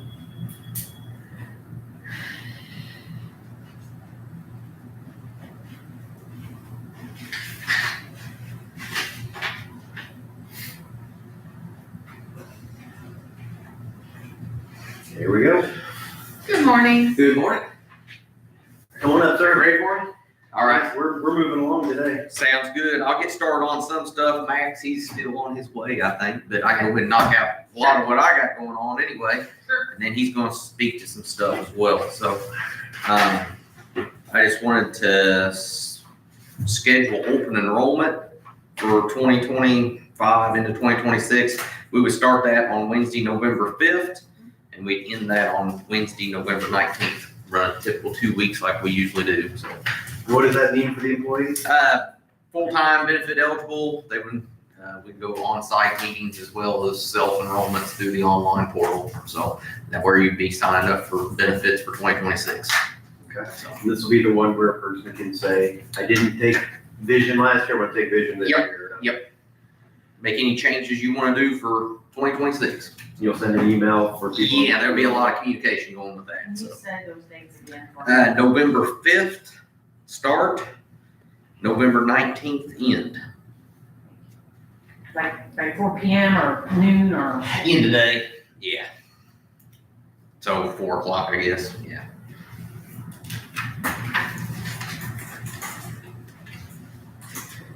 Next thing I have is contract for renewal for the EAP program through LifeStreams. There is no changes from 2025 to the 2026 contract. So no change in rates, service agreements, anything. It's just a lateral renewal there. By it not going up, that feels like a saving. Yes, ain't that the truth this day and age. So Does anybody have any questions or comments on the employee assistance program? No. I'll move that we approve signing the agreement to extend this for another year. A second. All in favor, say aye. Aye. Aye. Motion carries. right, and I did want to speak to the clinic contract here. So Greg did get with me Friday afternoon. I presented the changes to Deaconess, so I've not heard back. Obviously, I was afraid I wouldn't before today's meeting, but all that's in the motion, so hopefully we'll have that ready for next time. We did make a few changes or requests, so we'll see how they respond to that, so.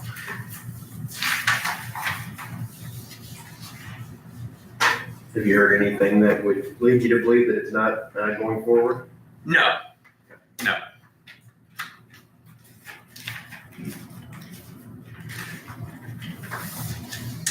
Next thing I got is our dental with HRI. It is in the 12-month renewal for that.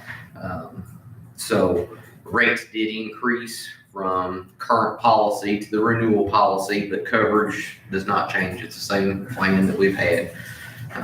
Employee-only rates will be $35.11.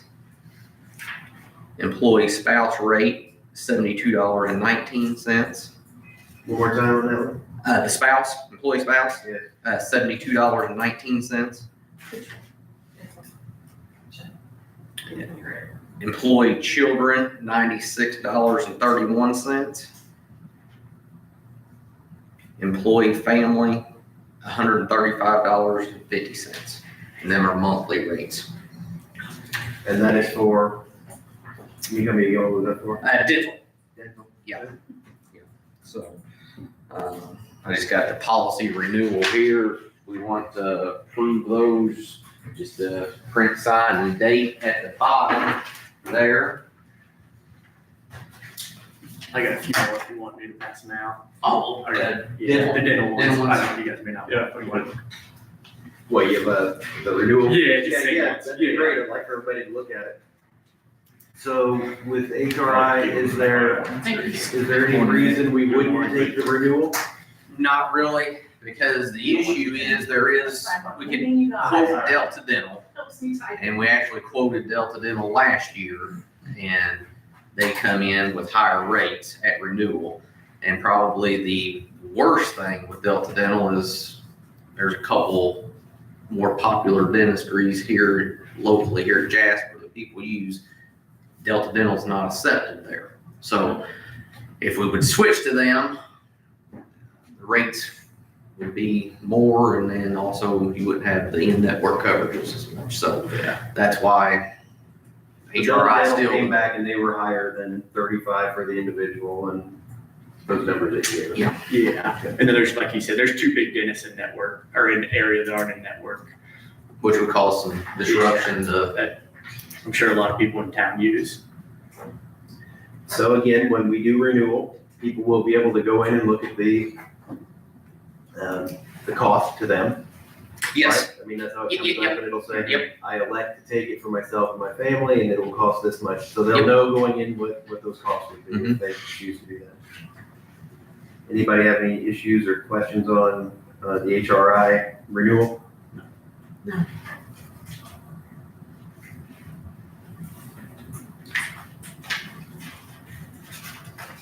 I'll make a motion that we approve signing the agreement for the policy renewal with HRI.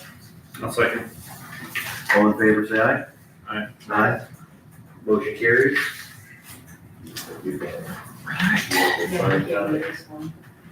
I'll hold it for him. And last thing I've got, I'll turn it over to Max, is looking at One American Aflac policy. So, the reason we're looking at both policies is because if we was to move our short-term disability from Aflac to One America, that would net us a savings on our basic life policy, which is 100% employer paid, county paid, which would be an annual increase in that premium by $2,305 for 2026. So if we just take the renewal, we'll be out an additional $2,305 for our basic life policy. If we was to switch our short-term disability policy from Aflac to One America would remain flat, no increase on the basic life policy. So, some other notes I've got here, compared to two policies, pre-existing limitations are waived for anyone currently enrolled in the Aflac short-term disability plan. So employees could elect to get short-term disability through Aflac Direct if they chose to continue the policy or if they are currently receiving short-term disability benefits. Another advantage of that switch from short-term disability to One America is we would also pair both STD and LTD with the same carrier. So if anybody would have a claim, it's going to be a lot easier dealing with the same company than two separate companies when you're transitioning. Short-term disability offering would be a true 60% of benefits, whereas Aflac you can buy on what I call buy on premium. So that would be a difference during open enrollment. It's no surprise we're continuing to experience issues with Aflac the past several years. That's not changed from whenever I was in here last year or the year before. Currently, we got 2 people on short-term disability and one still not receiving benefits, and they've been out for over a month now. So we're still continuing to have issues with them. One America, we've not had any issues with them as a partner that I can report. So So if we make a switch, would this begin at open enrollment again? January 1st, 2026. Yeah. But a person that wanted one of these products would, at open enrollment, would say, I want it with One America. Yes. Yeah. Now we wouldn't offer it no longer with Aflac. And if they don't want to go to One America, they want to keep their policy with Aflac, they are welcome to do that, but it would be outside of direct withdrawal from their paycheck. Correct. They could direct bill through Aflac. Yeah. So. Am I missing anything else that would be a change? So a person will get to make the decision if they want to move to One America. Yep. Or not, or just quit the coverage, or they can continue with Aflac and just have a private deal with them. Right. So it looks like the benefit duration is just a little shorter, and can you explain the 312 pre-existing limitation? So that's going to be a 3-month look back for a total of 12 months on any claims that would come out. So, but anybody that is currently with Aflac, that would be waived.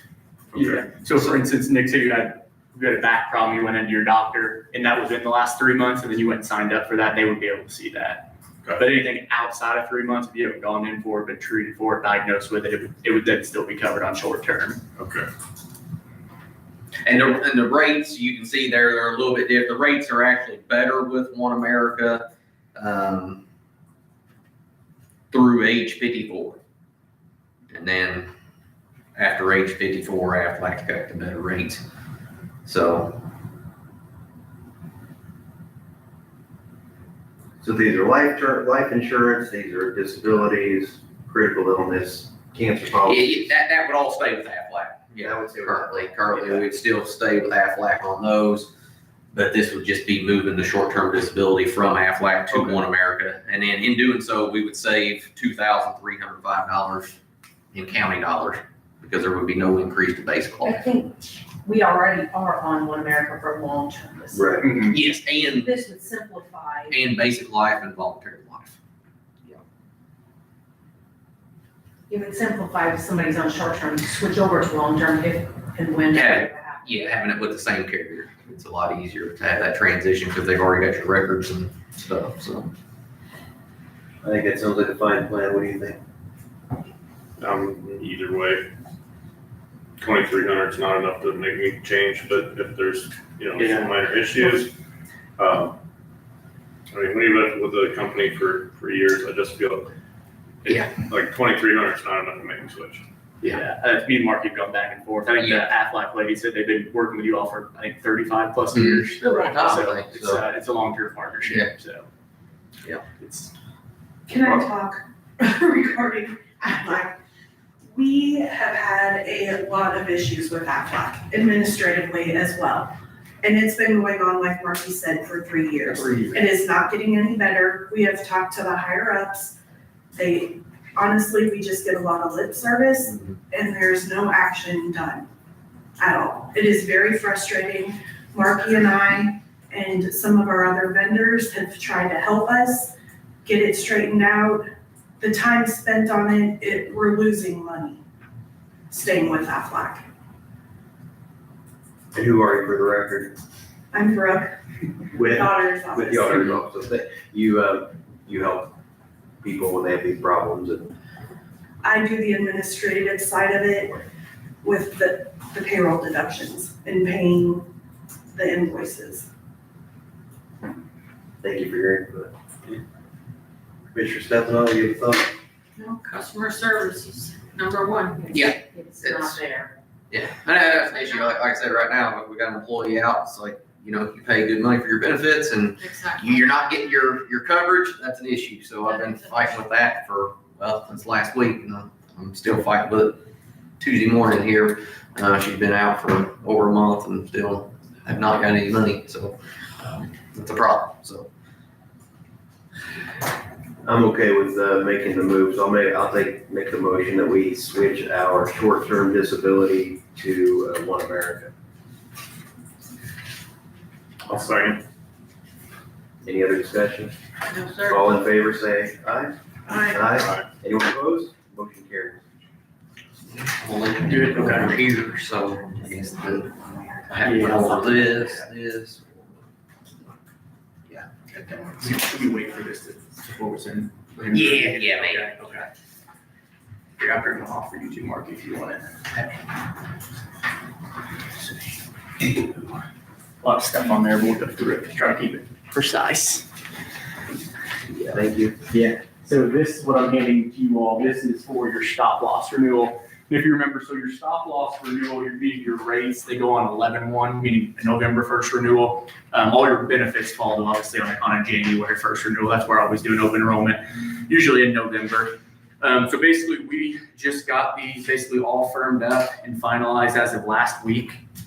I want to just kind of put it all on one sheet. We had a lot more other quotes come in. None of them looked as good as some of these we're going to show on here. So just comparison purposes, if you look there in that first line, that unified, that first column, those are your current rates. So that's what you're currently paying. Obviously, you get into your spec. We'll go through basically line by line and walk through these. And your current carrier is HCC. Your stop loss carrier is HCC. So what they will always do is they will come out with a renewal. You'll see in that second column, that is the renewal that they are proposing. Obviously, it's pretty high. We had some others. The two others came in a lot better. We even took those back to HCC and said, what can you do? And they said, we are firm. The group can take it, or, we understand if you have to move. So what we did then, we went to some other carriers. You'll see those next two, it is the same carriers on those next two. You'll see at the top IISI, if you hear me say, I'll say ISI.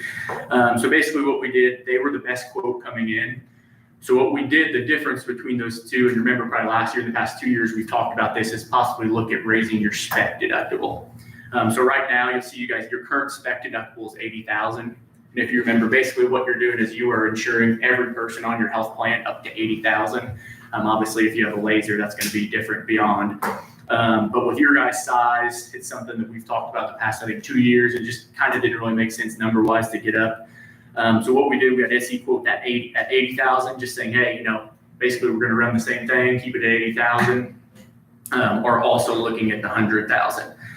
So the big thing, obviously, what you're looking at is when you're purchasing your stop loss, your spec, your spec level is your spec rates.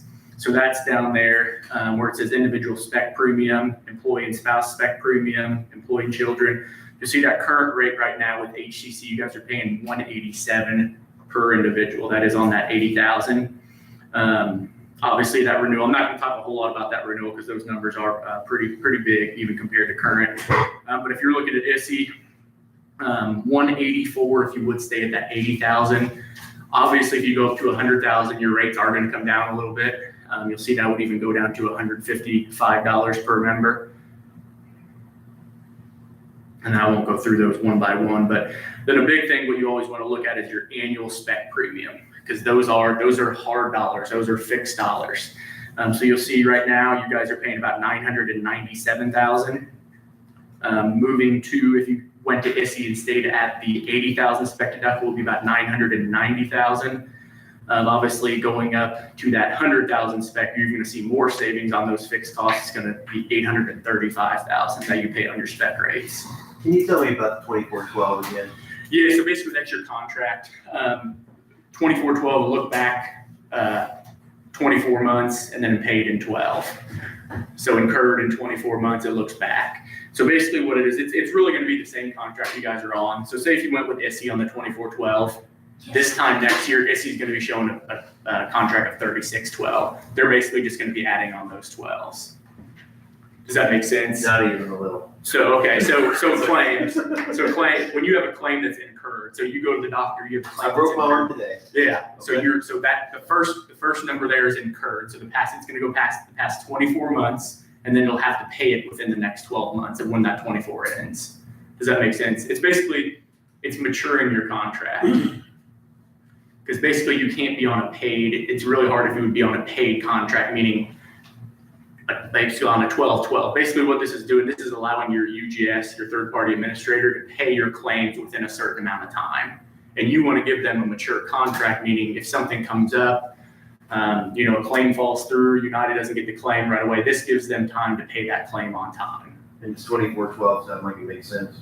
Yeah, it's what it would be. And then, like I said, if we went with SE this time next year, it'd be showing a 36/12, because it's just going to capture these 12 months as well. And that's why we got 48/12 from, Yeah, so current, you're 36, and then if obviously you went with HEC again, it'd be that 48/12. So it's just saying any claims incurred within the last 48 months have to be paid after those 48 months within 12 months. Okay. Yep, we can continue. Okay. Thank you. So have you looked at the numbers and seeing with our spec deductible, what is your opinion? Do you think that it sounds like it makes sense for us to raise it? Are we gonna save money? Yeah, so a few things with that. If you go down, if you look under section 3, so that's also, all your section 3 are under your claims administration. So those are also gonna fall under your fixed cost. So when you look at your fixed costs, you're gonna be looking at your spec rates, what we talked about above, and then also your claims administration. So basically, if you look at current right now, total annual fixed costs in the yellow there, that 1.17.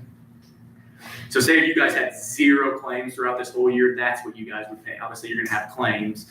But looking forward, if you were going with SE on the 80,000 spec, you'd be about 1.145.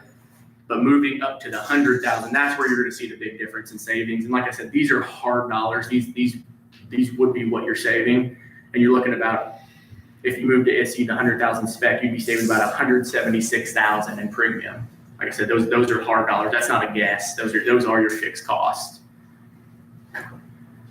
But then what you have to get into and what you have to think about is obviously if you're going from 80 to 100, there's more exposure and more liability that you're putting on the county as a whole. So basically what we do is we look between the difference of those, the 176,000. The rule of thumb, a lot of different brokers say different things, but usually you think about 3 to 4 people. So basically you say, you're going up 20,000 in spec, you probably see 3 to 4 people hit. So 3 to 4 people will say 4 times 20,000, that's 80,000. Then you always compare it to money you'd be saving, that 176,000. Basically right now they're saying, SE is saying this you guys really need to be at that 100,000 mark. If you remember, we talked about this last year. We had quite a few stop loss carriers decline because they thought you guys shouldn't be at the 80K anymore. I think also getting at the 100K level is going to help in the long run, a long-term partnership with them, because I think we'll be able to bring in some other stop loss carriers with that. And I know Mark and myself, when we meet with UGS, that's one of the first things they always suggest to us. The county needs to get up higher in their spec deductible. But does that make sense where I said that 80,000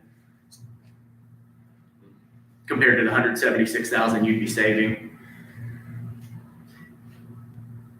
It sounds like what you were saying was that moving up to the $100,000 spec deductible would be in our benefit. Yeah, correct. And yeah.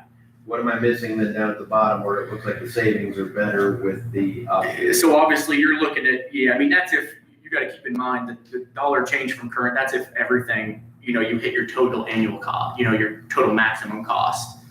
So basically what you're playing with down here are your soft dollars is what we call them. Because we can't project your claims exactly what they're going to be, but obviously opening up that extra 20,000 to everyone, if you have a ton of people come and blow that out, you're going to have a little bit more liability. Because you're estimating that I think you said the rule of thumb was 4. Yeah, 3 to 4 And people. if it ends up being 10, then you're going backwards. Yeah, it would be, yeah. What did we have this year, 8? Well, we come around, our initial renewal was 8 lasers, but we've got that, we've got that down to. But I think that overspec, yeah. But yeah. And you're saying by moving that deductible higher, other firms may have a more interest in looking at. Correct, yeah. At your guys' size, you need to be probably a little bit higher. We probably even over time, maybe look at going to 120. I know UGS says this all the time. They probably need to be to 125,000 spec, but you wouldn't want to jump that big in 1 year. It's something you'd want to look at over time. And again, for the employees, this has nothing to do with their monthly. This is just a level of risk that the commissioners are deciding to take you're basically, the amount that, yeah, really the amount appetite you have for, liability on the company. Should we go back to HCC about, the $100,000? We did, it didn't even come in close, it wasn't close. Okay. Yeah, I think I shared that, Marky has it, we can send it over to you, but they're still way higher than what SE is, even at the 100K. What reason would we not want to move over to the ISI? Yeah, That's our. I mean, is there anything that's gonna be worse? No, I would suggest it. These numbers are telling, even with us going back to HCC and them not coming back with any, giving us any leeway at all. Our best interest, what me and Mark, I think, are suggesting would be to move to ISI. It's just that 80 or 100, what you wanna do. I agree with moving up to the $100,000 spec deductible. I think that's probably the best move for the county, that's my opinion, from what I know of it. Yeah, I think it's fair. I trust you guys too. Commissioner Stefano? No, I trust what Marky and Max are saying. Yeah, I recommend going 100 last year, so I recommend going 100 again this year, so. I would agree. Yeah, I think we've talked about this a few times, Sandy. I tread carefully with that additional laser liability. I removed all names from there. These are the lasers. So basically these are going to be your large claimants that they can see. They have a predictive model, or people that in the past that they know we're going to go over that 80,000 spec. You'll see there are some changes. Like I said, I removed all names. You can probably get with Marky if you want to dive in deeper on some of those, but a lot of them are staying the same. There is one that is going up about 200. I think it's about 220,000 member A. Or member two, sorry, number two. So it has 1, 2, 3, 4, 5, and 7. Correct. Member 6 passed, deceased. So there's 7 lasers.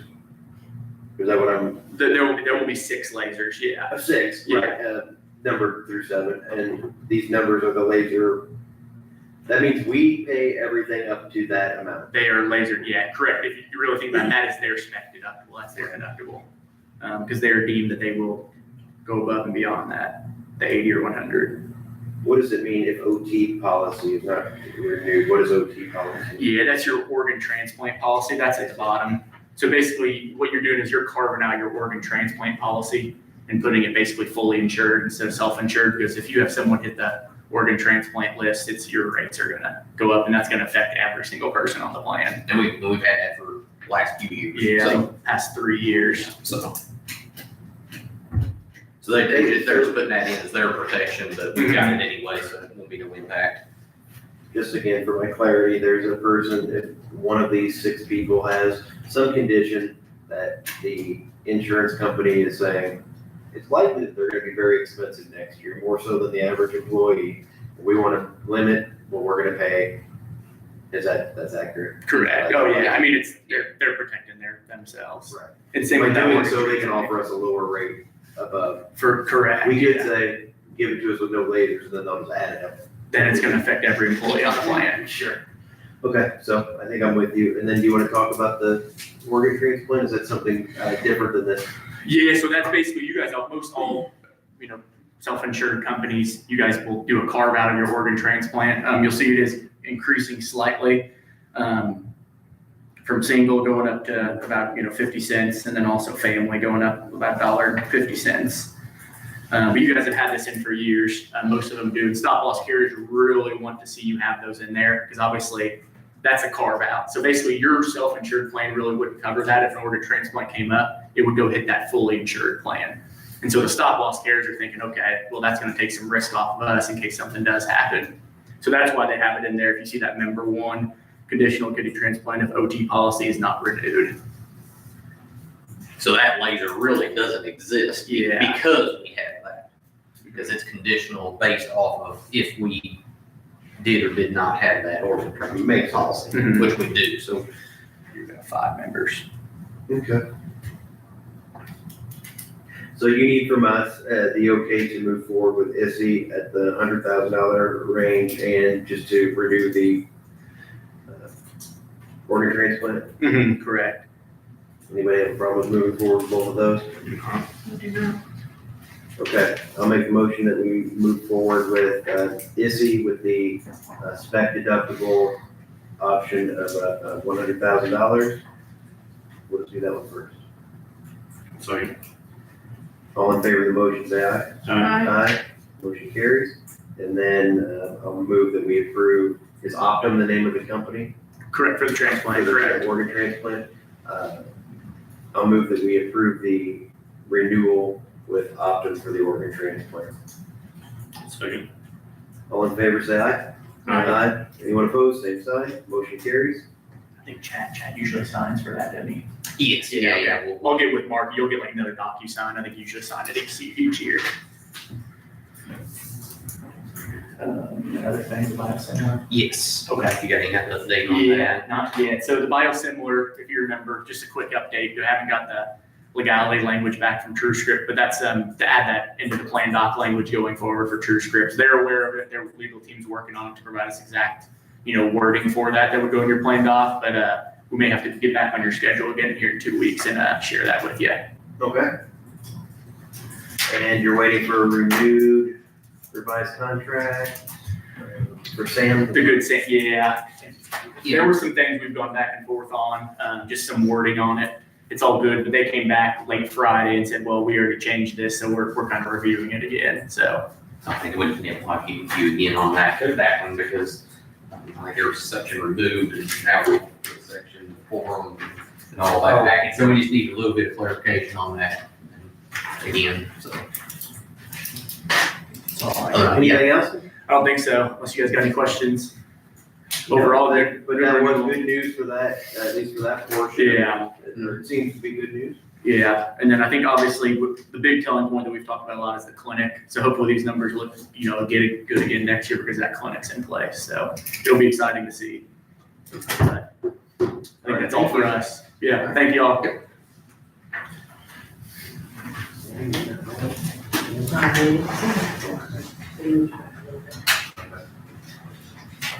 So I don't know, does the board of commissioners have any other business today? No. Okay, let's close the meeting.